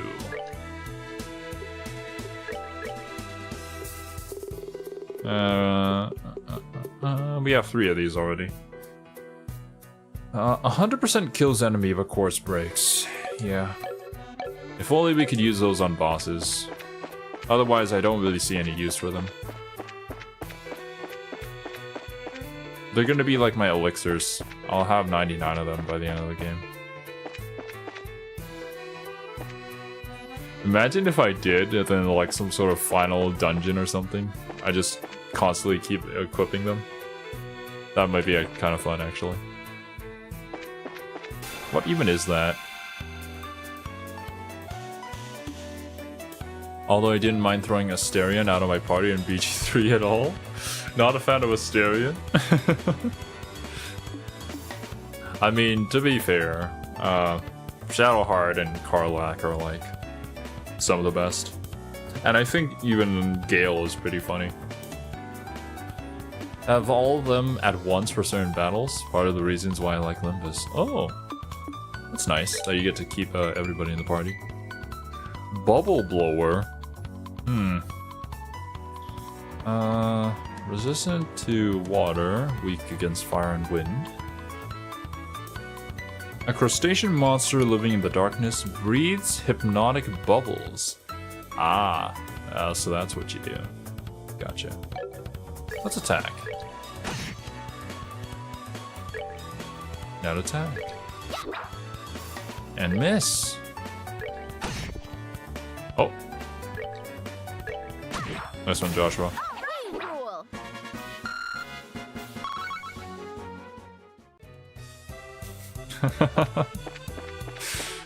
Shari as and her beliefs. It's pretty interesting. But someday, man, someday I gotta get a Kiwi and Serby. And we could get like either Silver or Oblivion and make a full 4-man party for Baldur's Gate. It's gonna be very far in the future though, since we all need an upgrade. Nice region. But man, I can't wait for that day. That would be so fun.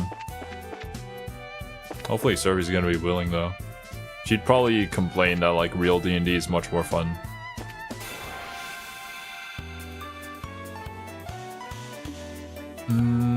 Strength up. Who is...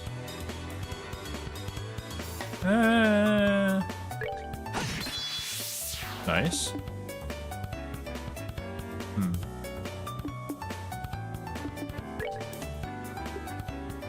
Airstrike on the turtle.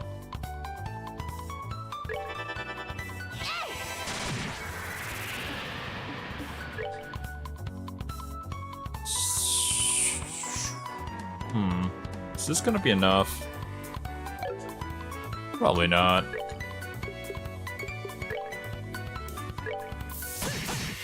Nice. Ooh, turtle's gonna move anyways. Oh well. I can just smack it. Oh! What even is the trigger percentage on the Petrify? Is it like 10% or something, or like 5? Damn, that's pretty nice. All right, we're good to go. If I get better by that time, I'd be happy to join as well. Oh heck yeah, dude. Honestly, I wouldn't mind like running simultaneous campaigns or whatever. Like one on the channel and one with you guys. Oh, I can just heal right here. Isn't that convenient?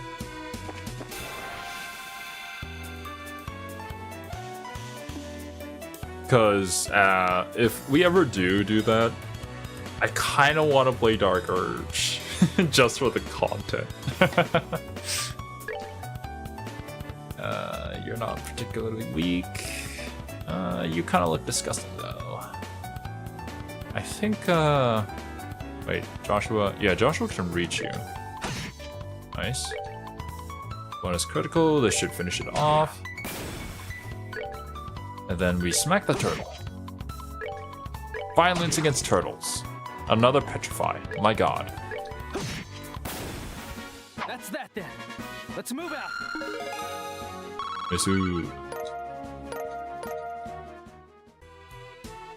Alright. Actually, yeah, I'm gonna quickly check. Petrify enemy with 10% success. Damn. 10% is actually pretty good. Like, with how many attacks that we actually make. I'll play the weird class combo that only gets powerful at level 10. I wonder what that is. I think it would be pretty fun to just like heavily RP things.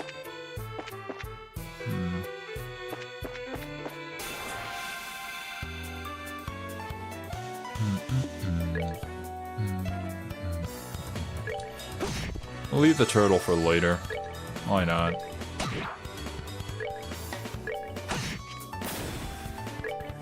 Petrify? No, not this time. Oh, you're preparing to attack? Oh, that's what you're doing.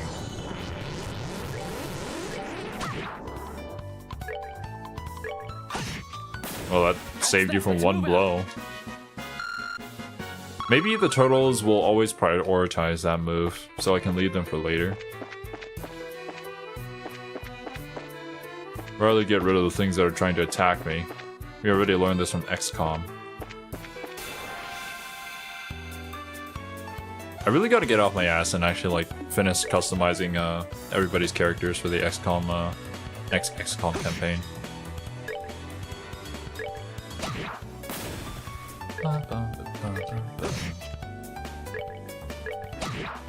That is true, pun. Could be a lot worse.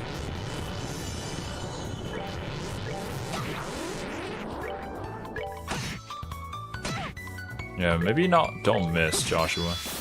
That's that then. Let's move out. I feel like we're pretty strong. Oh, where does that go? Chaldea Limestone Cave.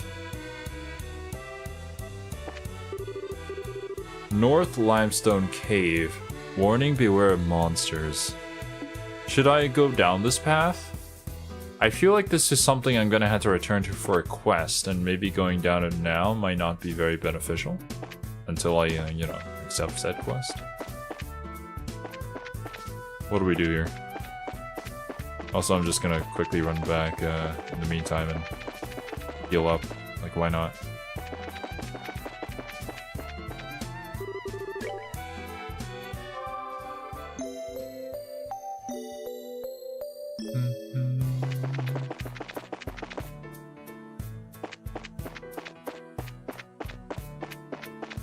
And just avoid you.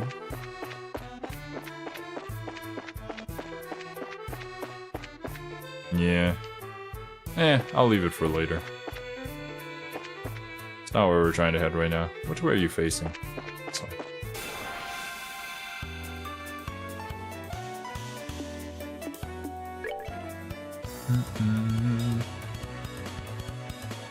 You look ugly. Save and go in? What could go wrong? Why do I need to save before I go in? I think that could go wrong.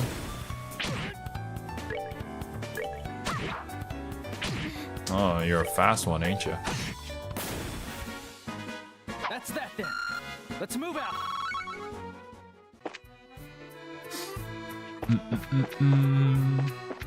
I'll figure out what horrors lie in that cave later, when we inevitably get sent into there. If not, then we could always revisit. Where are you facing? I should continue on with Xenonauts. Monster Hunter took too much of my time. Is Xenonauts a good game now? Last I heard, you guys said that it was like kind of unfinished. I guess you down. Oh, nice. Thanks for the heal.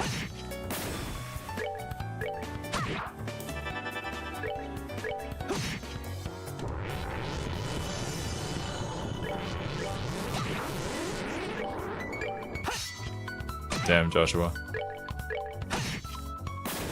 All right, we're good to go.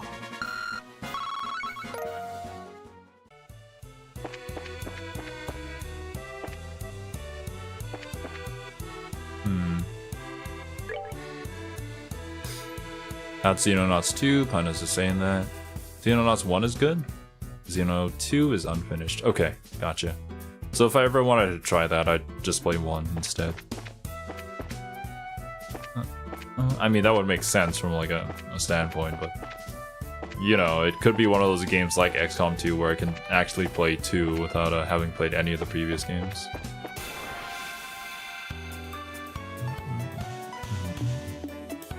Actually, yeah, we should play the original XCOM. Well, not original. I mean, Enemy Unknown.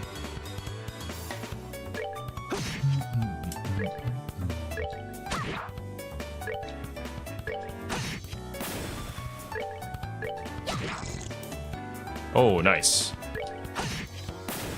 All right, we're good to go. I wonder if petrified enemies take more damage.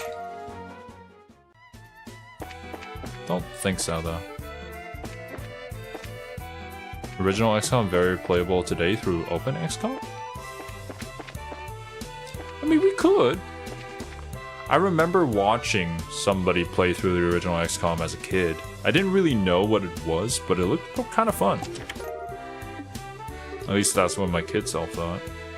The chest is empty, but you may now fill it with your tears. Beautiful.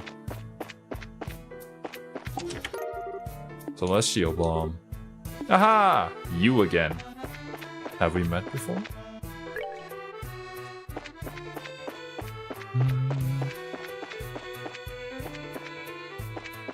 Fun? Oh boy. Well, I guess it really depends on your definition of fun.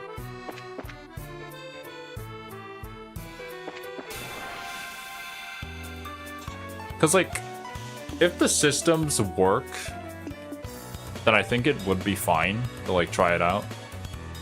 But if it's just frustrating to play in the first place, then yeah, maybe I'll skip out on it. There's a lot of other things that I could do in the meantime, right?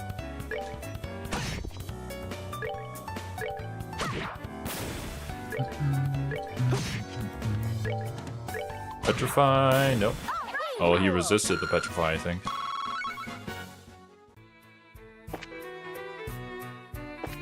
I wonder how certain monsters have resistances to status effects. Is it maybe the status effect that is associated with the ornament? The element?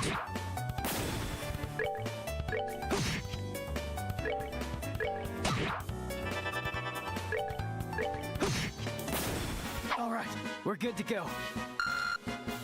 Yeah, that's exactly like what I'm thinking, but like, there's so many other games that I could be playing instead.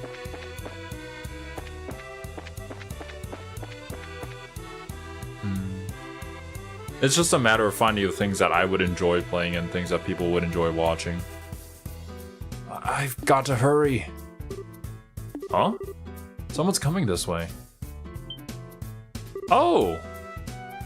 Oh, we see this girl in the cover art of the game. Oh, good afternoon. Where's the fire? Good afternoon. Are you taking this road too? Well, yeah. Have you seen any lights that weren't working? The lights along the tunnel wall, I mean. I wasn't thinking about that. No, sorry. If there are, I haven't noticed any. All the lights we passed were still on, but we did pass one that was flickering. There's 2 rivers between it and here. That's it! It's just like I thought. Sorry, I have to hurry. I wonder if she's from Zeiss. Strange little kid. She seemed awfully flustered. Now I'm kinda worried. Hey, you wanna try following her? You read my mind. I don't like the idea of a little girl wandering around here by herself. We should catch up to her and stick close. Okay, come on, let's hurry. Alrighty. But yeah, like, XCOM 2 is just that kind of game where even now, like, new Let's Plays get tons of attention. Simply because it's just that kind of game, you know? I hope she didn't go down this way. I don't think she would. And there's so many different ways you can play it, with, especially with the mod and community support that it gets.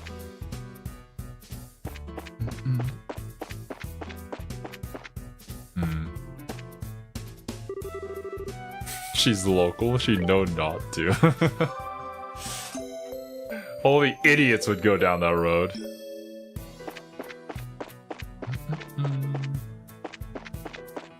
Where did she go? I can't believe there are so many of them. It's gonna break at this rate.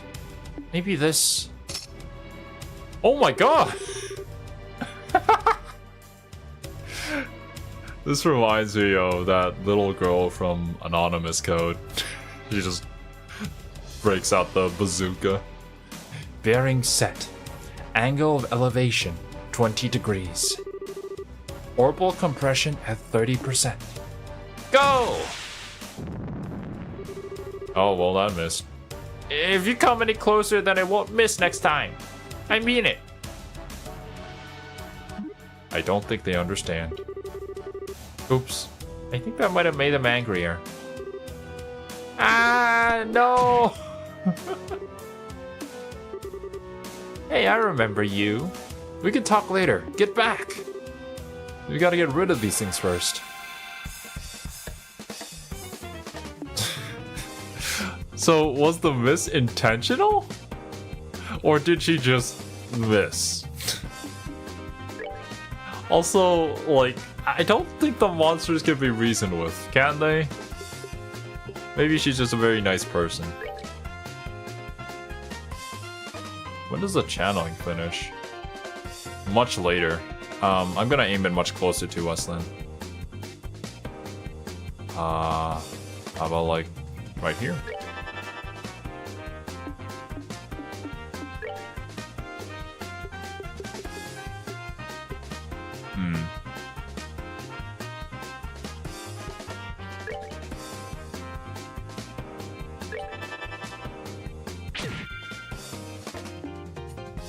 Oh, what can you do?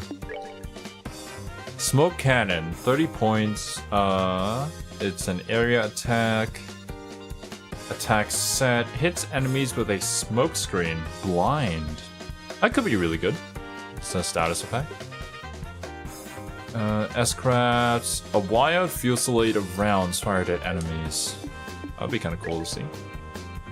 You are mostly Earth. You also have a bit of time. Debilitate. Muddles an enemy's cognitive abilities. Confuse. Yeah, the same thing. Petrified breath. Stone impact. Soul blur. Gotcha. They are not particularly weak against anything, so let's drop a gigantic boulder on top of them. Why not?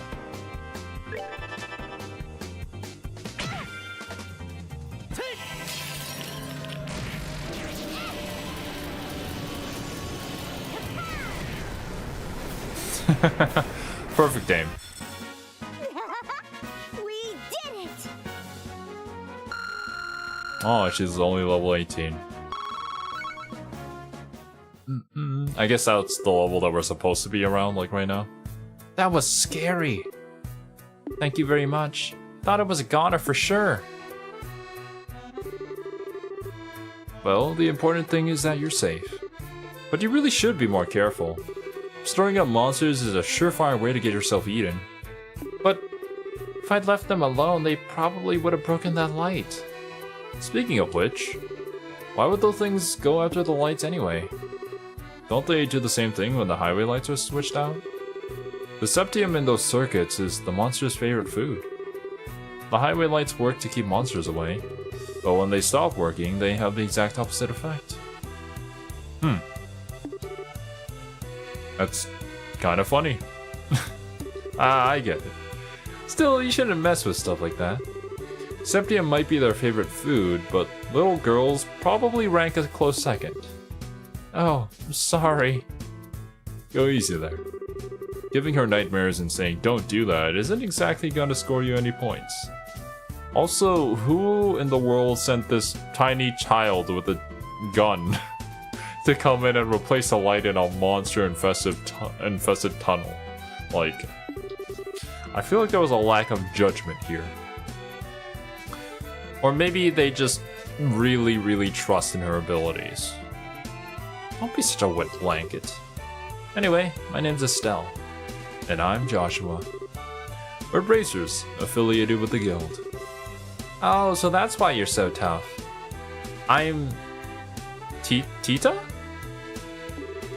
I work as an apprentice at the central factory. Oh, that's pretty impressive. Well then, Tita. We're heading to Zeiss, so do you want to join us the rest of the way? That's right. You don't want to be around here if the monsters show up again. Really? Thank you! Would you mind waiting for a little bit? I've got to get that light fixed. Yeah, it's probably risky to leave it like that. How in the world did you know it had burned out, though? Tito works. I've also heard Taita. But I see why a golfer would go for Tita. Yeah. That's how we think. Our brains are wired in one particular way. Well, I was lucky enough to notice the problem, so I was looking in the computer database. It seems like a defective unit was installed here by mistake. Ah, alright. It's a good thing you caught it when you did. Computer? Database?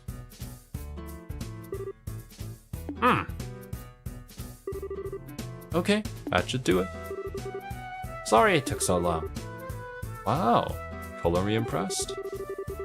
Well, if she's an apprentice at the central factory, she has to be good. Well, I didn't do anything special. I just fixed the quartz connection and adjusted the orbital pressure. Well, it sure sounds special. It's not that big of a deal. Okay, how to explain this? Each orbit has a quartz circuit inside it, and if that isn't properly connected, the orbital energy inside the unit will have nowhere to go. As a result, the orbit won't be able to function properly. This happens sometimes with the highway lights, which means their ability to give online and ward off monsters is compromised, so... Stop! Maybe you should save the explanation for after we get on the road. I mean, if we stand around too long, the monsters... You know. Yeah, I guess so. I was just warming up, too. Well, why don't we set out for Zeiss then? Okay! Yes, sir. Alright. Back to Zeiss. Let us... Oh, wait a minute. Our EP is all the way already down that much? Let's check her status and orbits. Check her orbit first. You only have 140 EP. That explains it. Tita is a very interesting character. Oh, we gotta unlock these slots. She has the cut 2. Wait, what does that do? Arts EP cost minus 25%. Movement plus 2. Oh. Dex plus 10. Defense plus 10. Okay. These are actually universal slots. Okay. The movement plus 2. I don't know how useful that's gonna be for you. Giving us EP cut 2 after throwing Chloeatta's rubbing salt in the wound. Yeah, it's yeah. We don't have any large EP pool characters that have massive AoE abilities that can save us all. Unfortunately, not anymore. Scent. Agility plus 2. I feel like she does need the agility, right? I don't know. Wait. Does agility or speed affect their turn order? Let me see. Wait. Status. Joshua's speed is 18, his agility is 5. Yeah, it's probably speed. Yeah. Agility affects dodge. Dexterity affects hit. Okay, gotcha. I was struggling to find ways to describe it, and I was like, oh, so what affects their initiative roll? Yeah. Wrong game for that.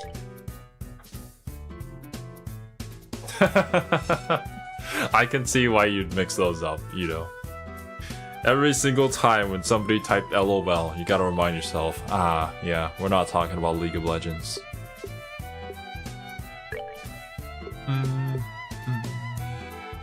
Poison enemy with 10% success. That's interesting. Mute enemy with 10% success. Oh wait, chotomate. She only has 3 move if she doesn't have the move 2 on.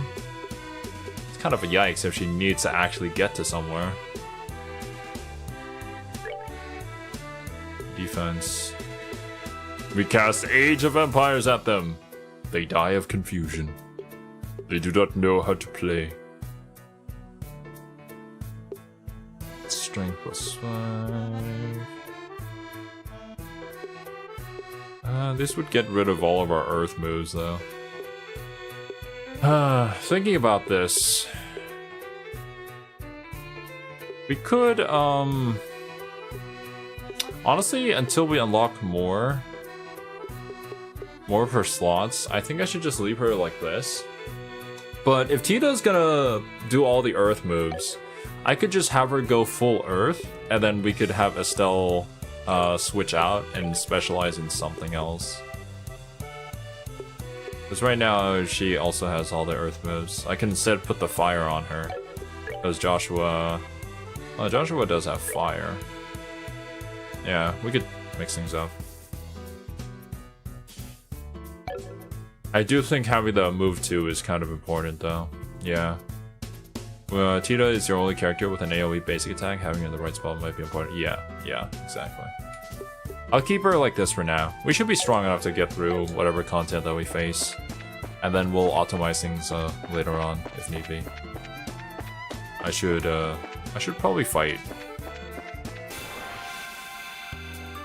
Just to level Tita up, so that she catches up with us.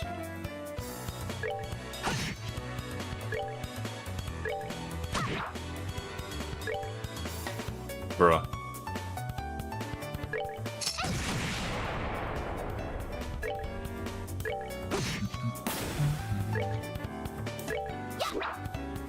Nice one, Estelle.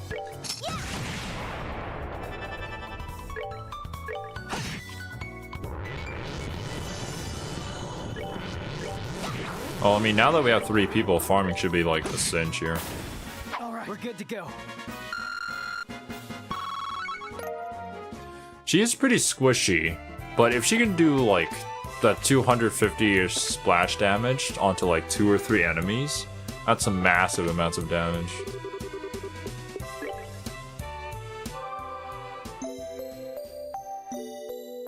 We're gonna need some sort of spell to collect everybody. And then we could combo that with the AoE spell that Joshua has, plus Tita. We would just clean house. We'll skip a few fights here and there. Ah, this one.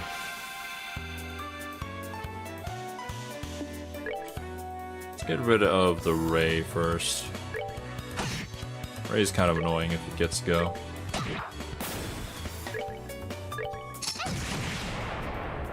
Yeah, that's a significant amount of damage. I wonder if Let's move out. it applies the exact same damage to everybody within the AoE, or if it spreads damage. You could explore that side passage to the south, maybe get some treasure. Side passage to the south. Did I pass through one? Or you mean the path up here? Limestone Cave?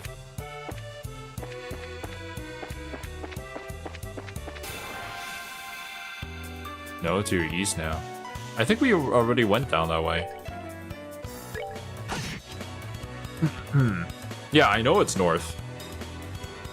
I was just wondering if you were referring to that instead and saying that it was south.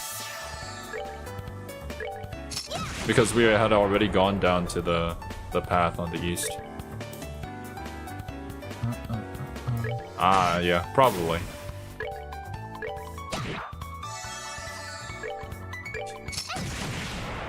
Nice. We did it!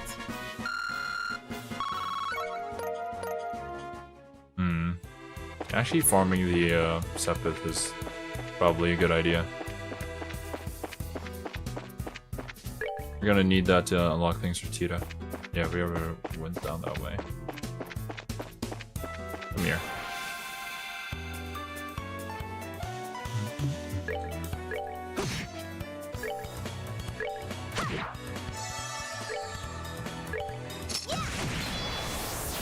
Okay, no. Damage doesn't decrease based on number of targets, it's just flat calculated.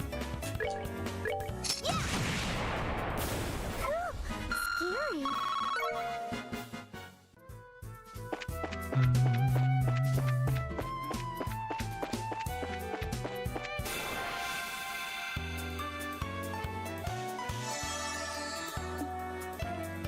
Oh, I forgot about that feature. There is no auto battle system, right? I think we can just like... Oh my god. Continuously rush this.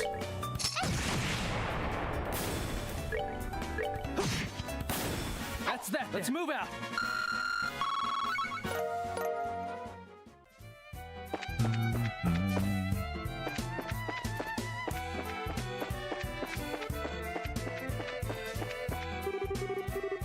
Zeiss East Erletten 448 Selgi. Are we finally out? Looks like it. The tunnel ends here. So does that mean this is the entrance to Zeiss? That's right. It leads right into the basement of the central factory. I'm excited to see it. The central factory is the pride and joy of Zeiss, since it's an industrial city. I heard it was big, but that's about all I really know. Well, yeah, it's really huge. Anyone who's not used to the layout could get lost in a hurry. Ugh, that's a creepy thought.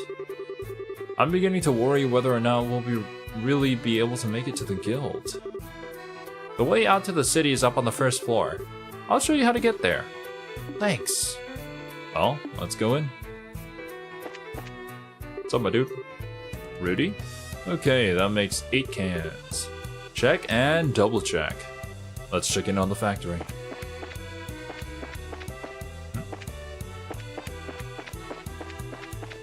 Forklift certified.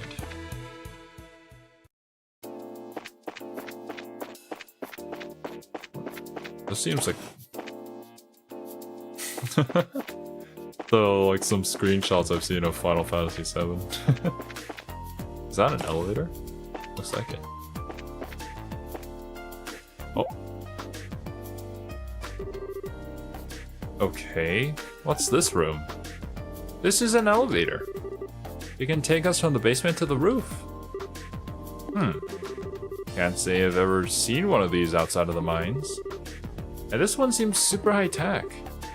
Well, this is Zeiss. And since this is the central factory, I'm sure they have quite a few of these. They have more than one? It's the latest model too. Maximum weight capacity, 50 Tauren. It can handle even heavy industrial equipment with no problem. I don't entirely get it, but it sure sounds impressive. So, how do we get it to move? You just pick which floor you want on that panel. Let's see. You want to go into the city, right? Yes. Can you take us up to the first floor? Okay. Whoa. And we out of here.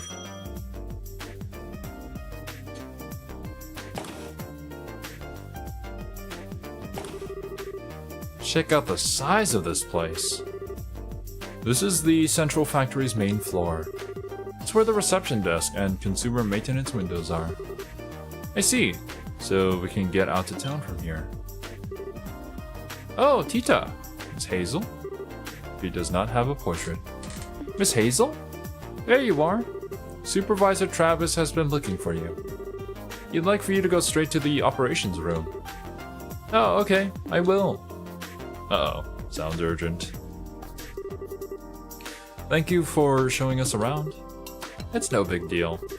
It's the least I can do after you beat up those monsters for me. Well, we're planning to be in Zeiss for a little while. Would you mind if we stop by to see you again? I thought that. Bye-bye then. And there she goes. What a sweet kid. I get the impression that she's a lot tougher than she looks. I agree. I always wanted a sweet, lovable little sister like her. Instead of, might I add, an obnoxious little brother. You keep saying things like that, but you're the one who's always following me around. If you want to be more like a real older sister, you need to get your head out of the clouds every now and then. What good's talking. Anyway, all sibling rivalries aside, want to head into the city? Yeah, first I'd like to switch assignments at the guild. Plus, we can see if there's any new info on the orbit or dad. Sounds like a plan. Welcome to the Zeiss Central Factory. If you have any questions, please let me know. I'm gonna guess that the entire city is more like technologically advanced and a bit more cyberpunky. No, not cyberpunky. More steampunky. Talk. Eric, welcome to maintenance. This may seem like just a service window, but we're a full part of the factory's Ormond division, as fully equipped as any shop. Please feel free to make full use of our facilities. Ooh. Zeiss Central Factory is a fascinating place. Let's see what we can do.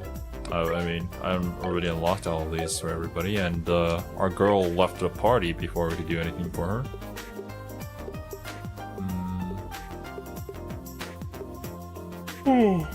Ooh, 800? My god. It does give us a 5 Mirage value though. EP cuts. EP cut 2. We could make one. I'll save my Sepith for now. Costs scale pretty heavily. Evidently so.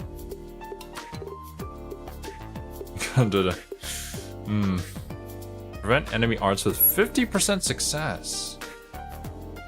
Is that on attack or is that an ability?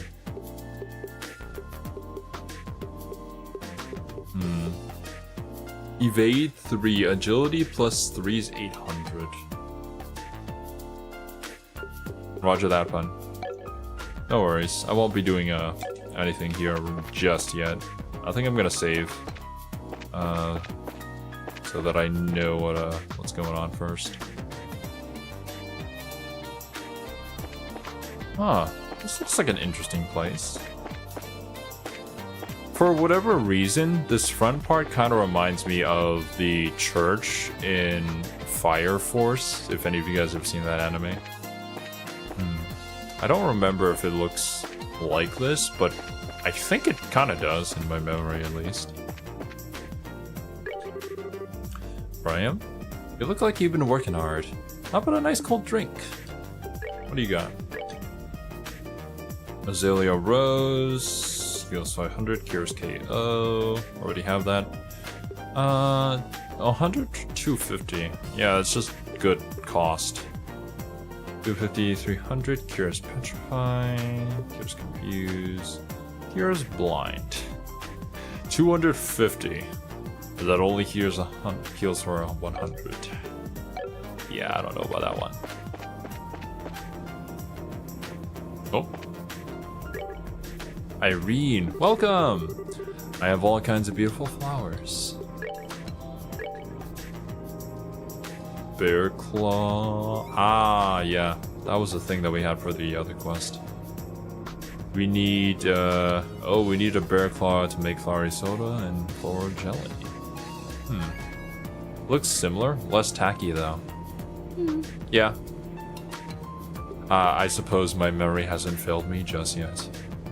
Unfortunately, I wasn't able to get through all of Season 2. Did you finish everything for that anime, Ito?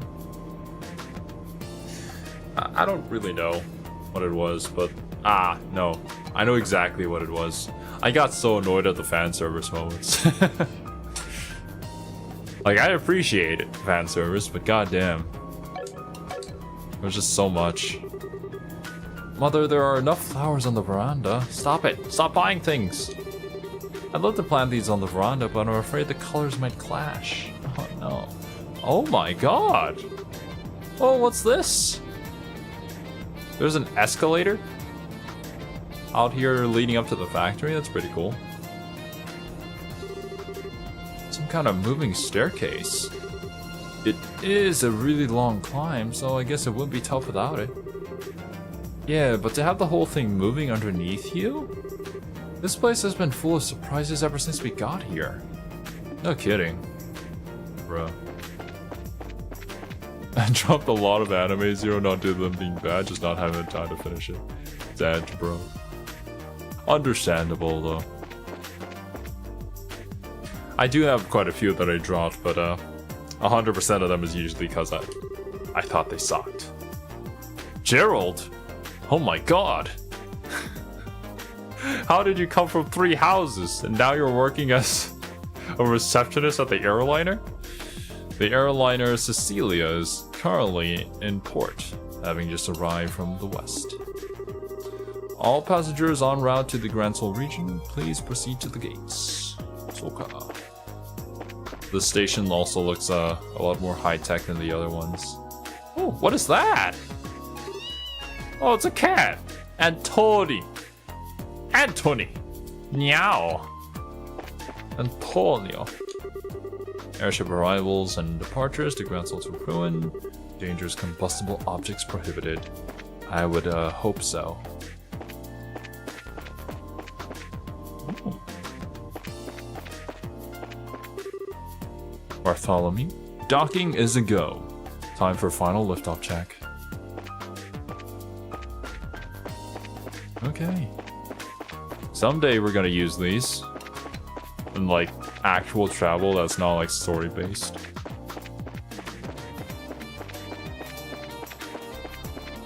I am afraid of heights and the architecture here horrifies me.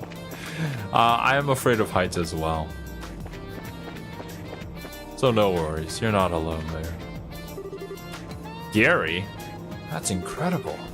Staircase that moves? Bacana. Any secrets in the back alleys? Bruno Mars? Just about time to check our inventory. Once the order's assembled, we'll take all the goods to the Republic via the Wolf Fort. Lane? All that's left now is collecting the broken quartz. Indeed, my good sir. Monica? Only Monica. What do I do? Father told me to go buy bread. All this bread looks the same. Which one do I choose?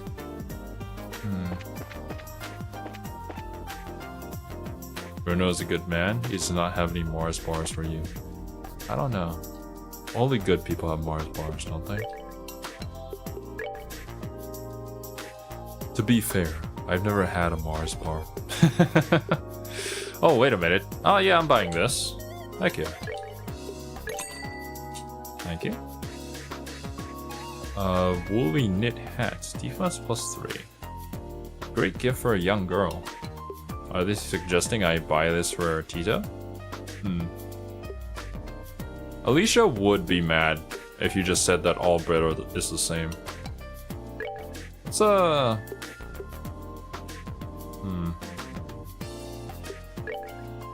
a couple of EP charges.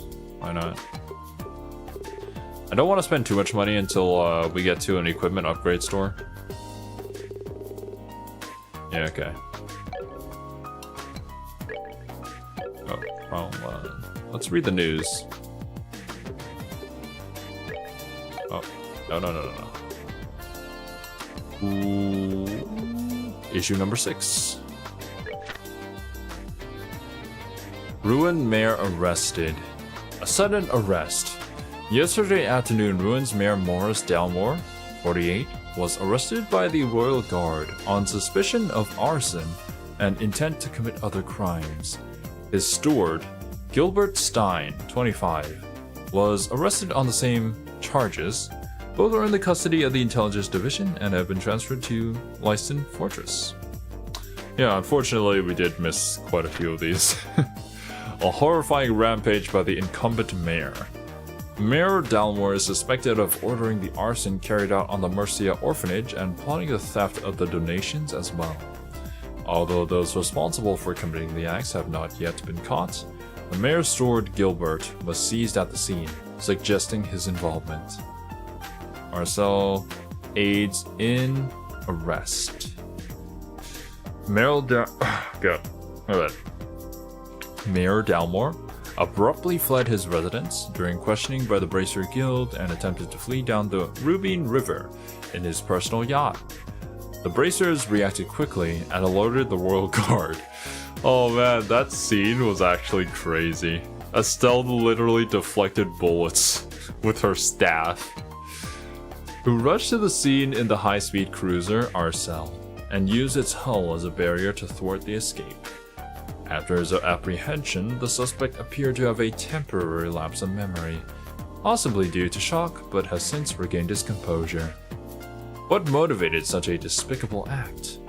A figure born into privilege and wealth who, for years, managed the affairs of the municipal government has fallen from grace, all for what in the end was nothing more than an enormous debt born from insatiable personal greed. In an investigation conducted by the Liberal News, it was uncovered that Morris Dalmore had been engaged in a number of speculative market transactions. However, a year prior, these deals in the Republic fell through. and he was left with a substantial debt. In order to cover his losses, Dalmor diverted money from the city's budget and attempted to develop a number of resort homes to be built somewhere within the region, perhaps reasoning that the profit gained from some prime real estate would hide his pilfering from the city's coffers and restore his prior wealth.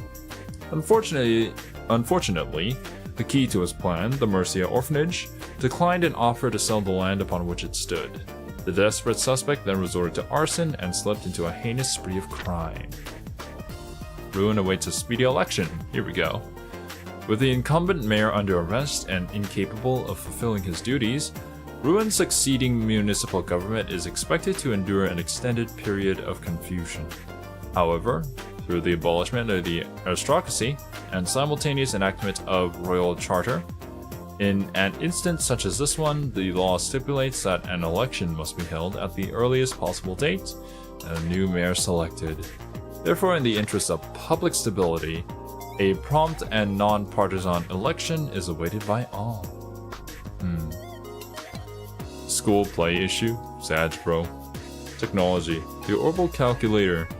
Capel #1 in processing ability worldwide. Mechanical computation through the application of ordnance has been used in a vast range of fields, beginning with navigational equipment aboard airships. However, the Capel, which is located in the Zeiss Central Factory, reigns supreme in this department. The Capel has the ability to instantly locate information from what's in its databanks, which currently store an amount equal to that of numerous encyclopedias. Its inventor, Professor Russell, is presently researching further possible applications for this technology. This is probably the computer that Tito was mentioning. Professor Russell. We should probably remember that name. Alrighty. Can I go into your house? Hi, hello. Diddy? Who are you guys? Pirates or ninjas? We're ninjas. Oh dear. It's Ada Wong. This month's going to be a tight one.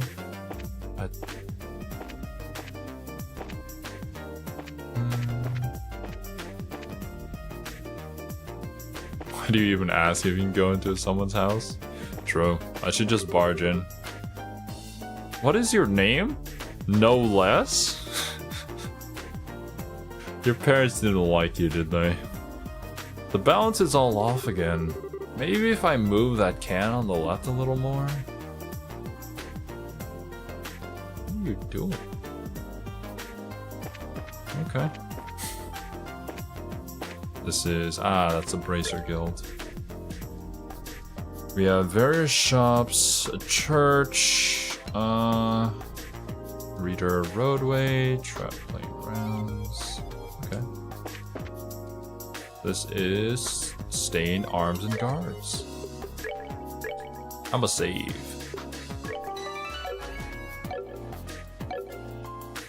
Aesthetically arranging goods for sale, that's what he's doing. Well, I don't really know about worrying about the placement of a particular can is going to help much in sales. Elkin. Greetings, weapon enthusiasts. Welcome to Stain Arms and Guards. Due the sight of fell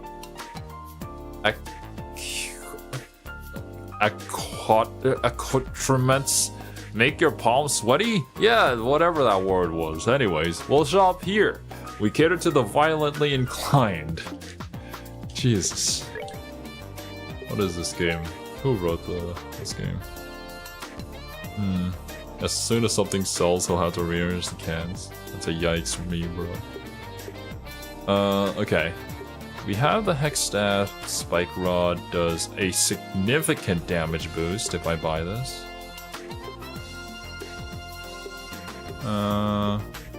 This is also a significant damage boost. I'll come back and buy these later once she joins our party. Shield Vest. Ooh. 116. Yeah, that's a big boost. Oh man, I don't have enough to get things for everybody. Obviously getting better weapons is kind of the priority right now. Oh. Oh. These shoes literally just give +2 movement. I could put that on Tita, and then switch out the movement one for something better.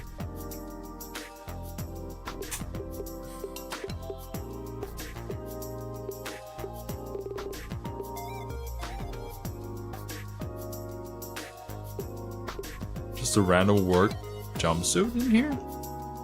I feel like that might be a quest item, potentially. Because it's like, it's not even paired with all the good equipment. Strange. Okay, let's focus on buying weapon upgrades. Buy that. Buy this.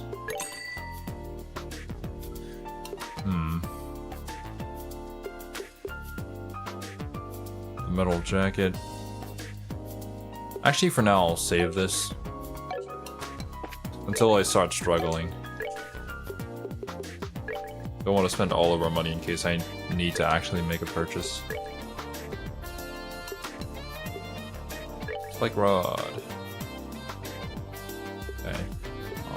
I don't want to sell the birch staff. I could sell the stun rod and the hex stave if I need to.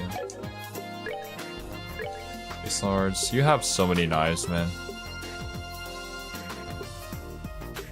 Strength plus 66. Sword with fierce edges on their curved inner blades. Cool.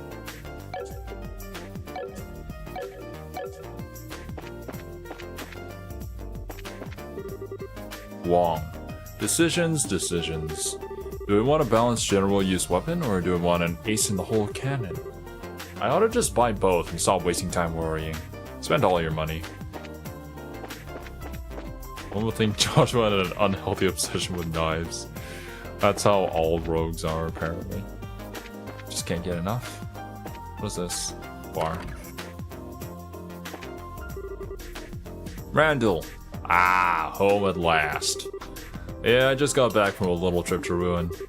I had a good time, but sure I'm glad to be back at home. Did we see you there? I think we did. Ben, hello, haven't seen you all before. Passing through. Both come in and rest. What you got? Rotini pasta. 350 heals 600 and cures confuse. Pretty good. Black pepper soup heals 550, cures faint. Favorite among researchers? Okay. Seasonal tart. 200 heals 400. King of sweets. Perfect gift for that special someone. Yeah, I'll buy this. And then this one. Not as good as the seasonal tart cost-wise, but it does cure confuse.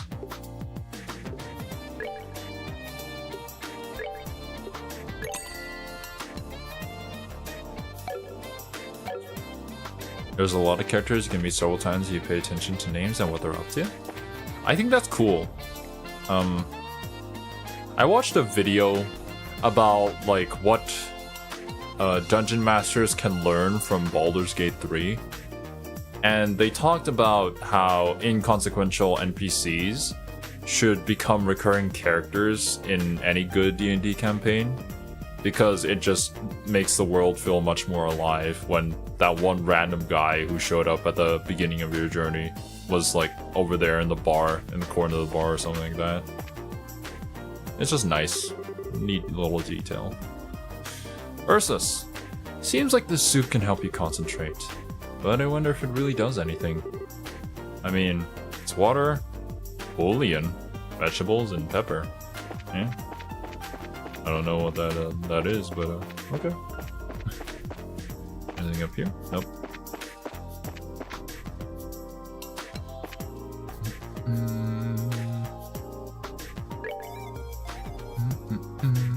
Lodgings? Don't really need to sleep.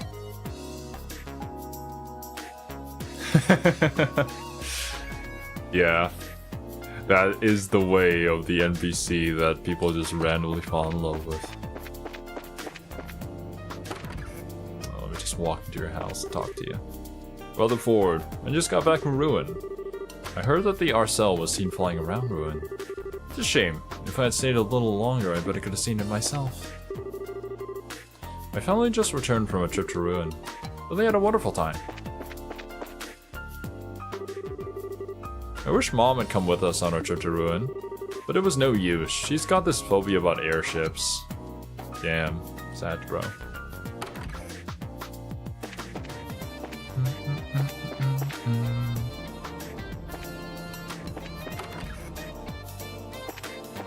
Oh, you look interesting. Stain. Oh, are you all bracers? Stain Arms and Guards has the means to fill your needs. My shop is just across the street from the Bracer Guild, so drop by any time. That makes sense. I wasn't expecting you to be called Stain, literally.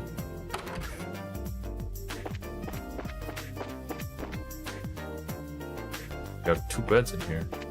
I guess the missus is out? Or maybe the mister. Vice Chapel. Oh, it's you guys, Cigaro. This is the last stop on my liberal pilgrimage. What a strange feeling. Adel. The church is quite simple, isn't it? So different from the surrounding buildings. I wonder if there's a revolving chair or some other hidden gimmick.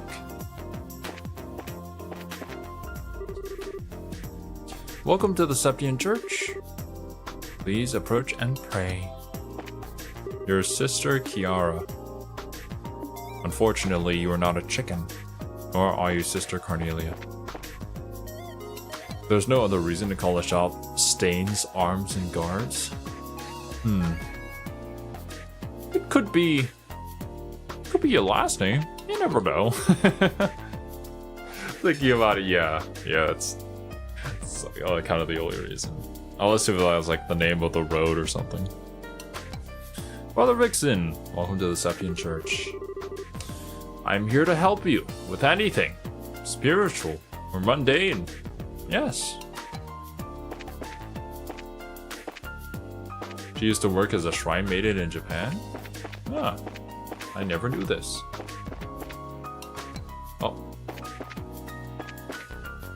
Oh, we can confess.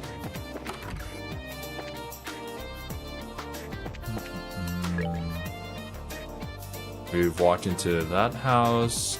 There's 2 more places that we need to invade the privacy of. 1 second. Go through this alleyway. Maybe you can check out the hotel too. Why not? Uriel. Luis, why are you so lazy? Hurry up and make the bed. I can't take my nap. Luis, are you listening? Make the bed! Will you shut up a second? I'm looking for a book. Also ignore these 2 strangers who just barged into our house. Make that bed. Privacy Invasion Simulator 2023. Oh, it's the Russell Home and Factory. This was the guy who made the computer, right? Carpool or whatever it was.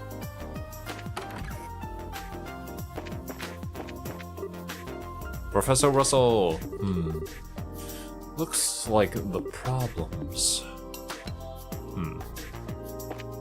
I'm kind of getting Mega Man vibes from this lab. I don't know why. I don't remember Mega Man very well, but I kind of get that vibe.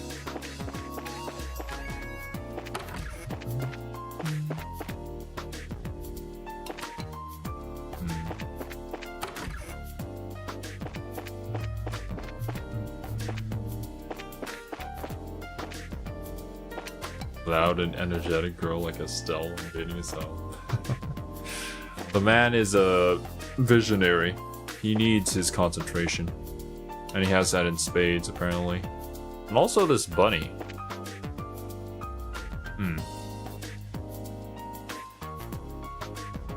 Is it possible that you're like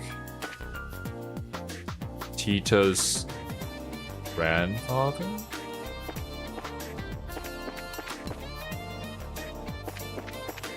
Father? I don't know. The bunny rabbit seems a little off if it was just him living there. Does this lead out of town? Okay, yeah, check out the guild. Gotcha. What about here? Zanrad Hotel. Hello there. Martina, welcome to the Zanrad Hotel. We have every amenity to suit your needs. I think you'll find your stay a pleasant one. I'm an old man, but all my plushies are VTubers. Understandable. Employees only.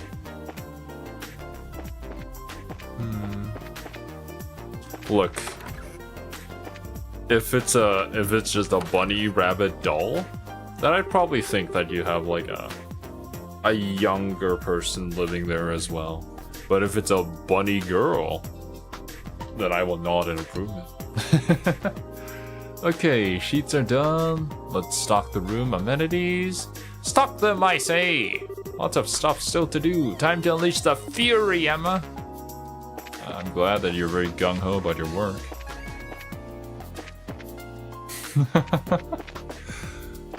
No, Professor Russell.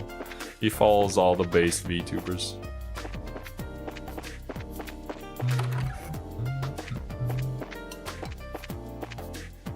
Oh, this looks like a nice room. Okay. Well, we're probably gonna run into Niall some way, somehow, right? Is that everything here? Looks like it's... there's a roadway down over here. Can I go through this? No. And then up top was just the... Yeah, it was just the station. Okay. I guess we need to check in. Hi there! Pardon us. Eastern woman. Oh? New waifu? See, we're... Finally here, I see.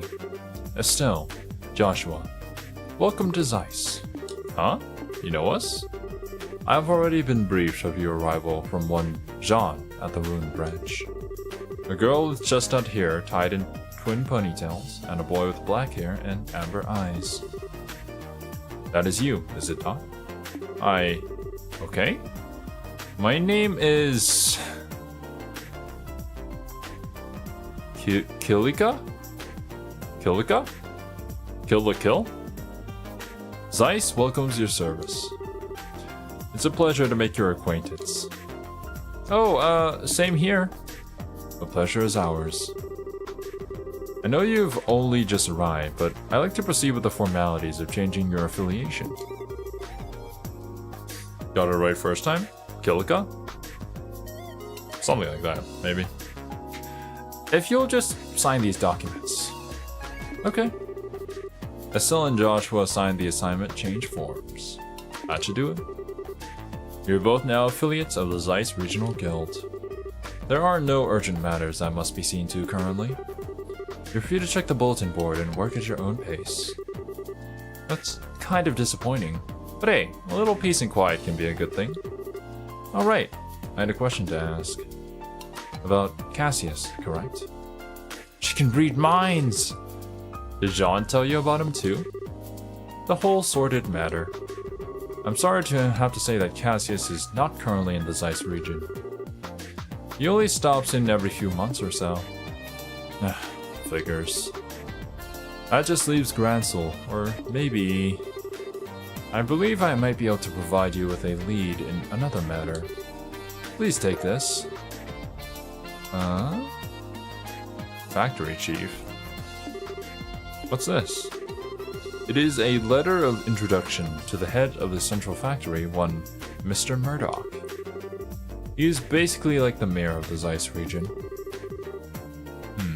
You rule the factory, you rule the city? Makes sense. Stell's mind is not that hard to read most of the time. This is true. She believes it to be so. Unfortunately, she shows everything on her face. Is this in regards to the matter of the Black Orpiment? The story of the mayor's residence paint it as a very mysterious item.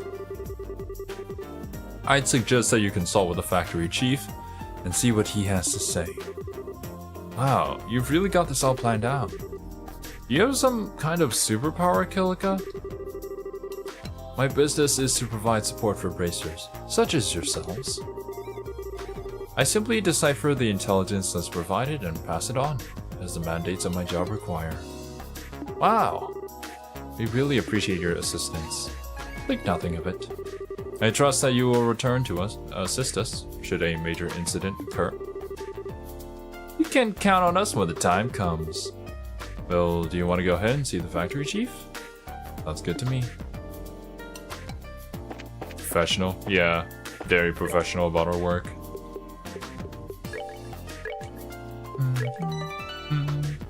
Kind of want to see a more detailed portrait, but unfortunately, we can only see a small portion of her beauty.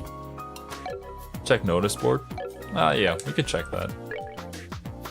Temp librarian. Client is Constance. We haven't even gotten to the DLC of 3 houses yet. Calm down. I'm seeking an interim librarian with keen investigative skills. Anyone who wishes to apply, please see me in the archives on the 2nd floor. Please understand too that you may be asked to pick up some slack on a few odds and ends before the real work begins. Okay. The Trad Plains monster. Client is also Constance. Wait, no, never mind. Bracer Guild. A ferocious monster known as a Chronocider. Time Killer? Has been spotted roving the Trad Plains Road. Bracers from this branch are requested to deal with this threat immediately. 1500 Mira. These don't pay very much, do they? So, did I not accept these?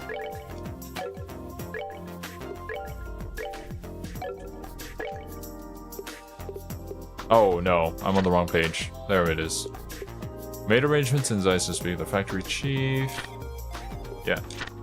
Cool. What's up here? Nothing yet.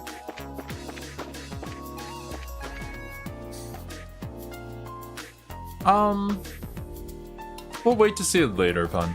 If it's something that I'll inevitably see in the game, then I'd rather just say my reaction for when we do get there. It will be quite a while though, but hey.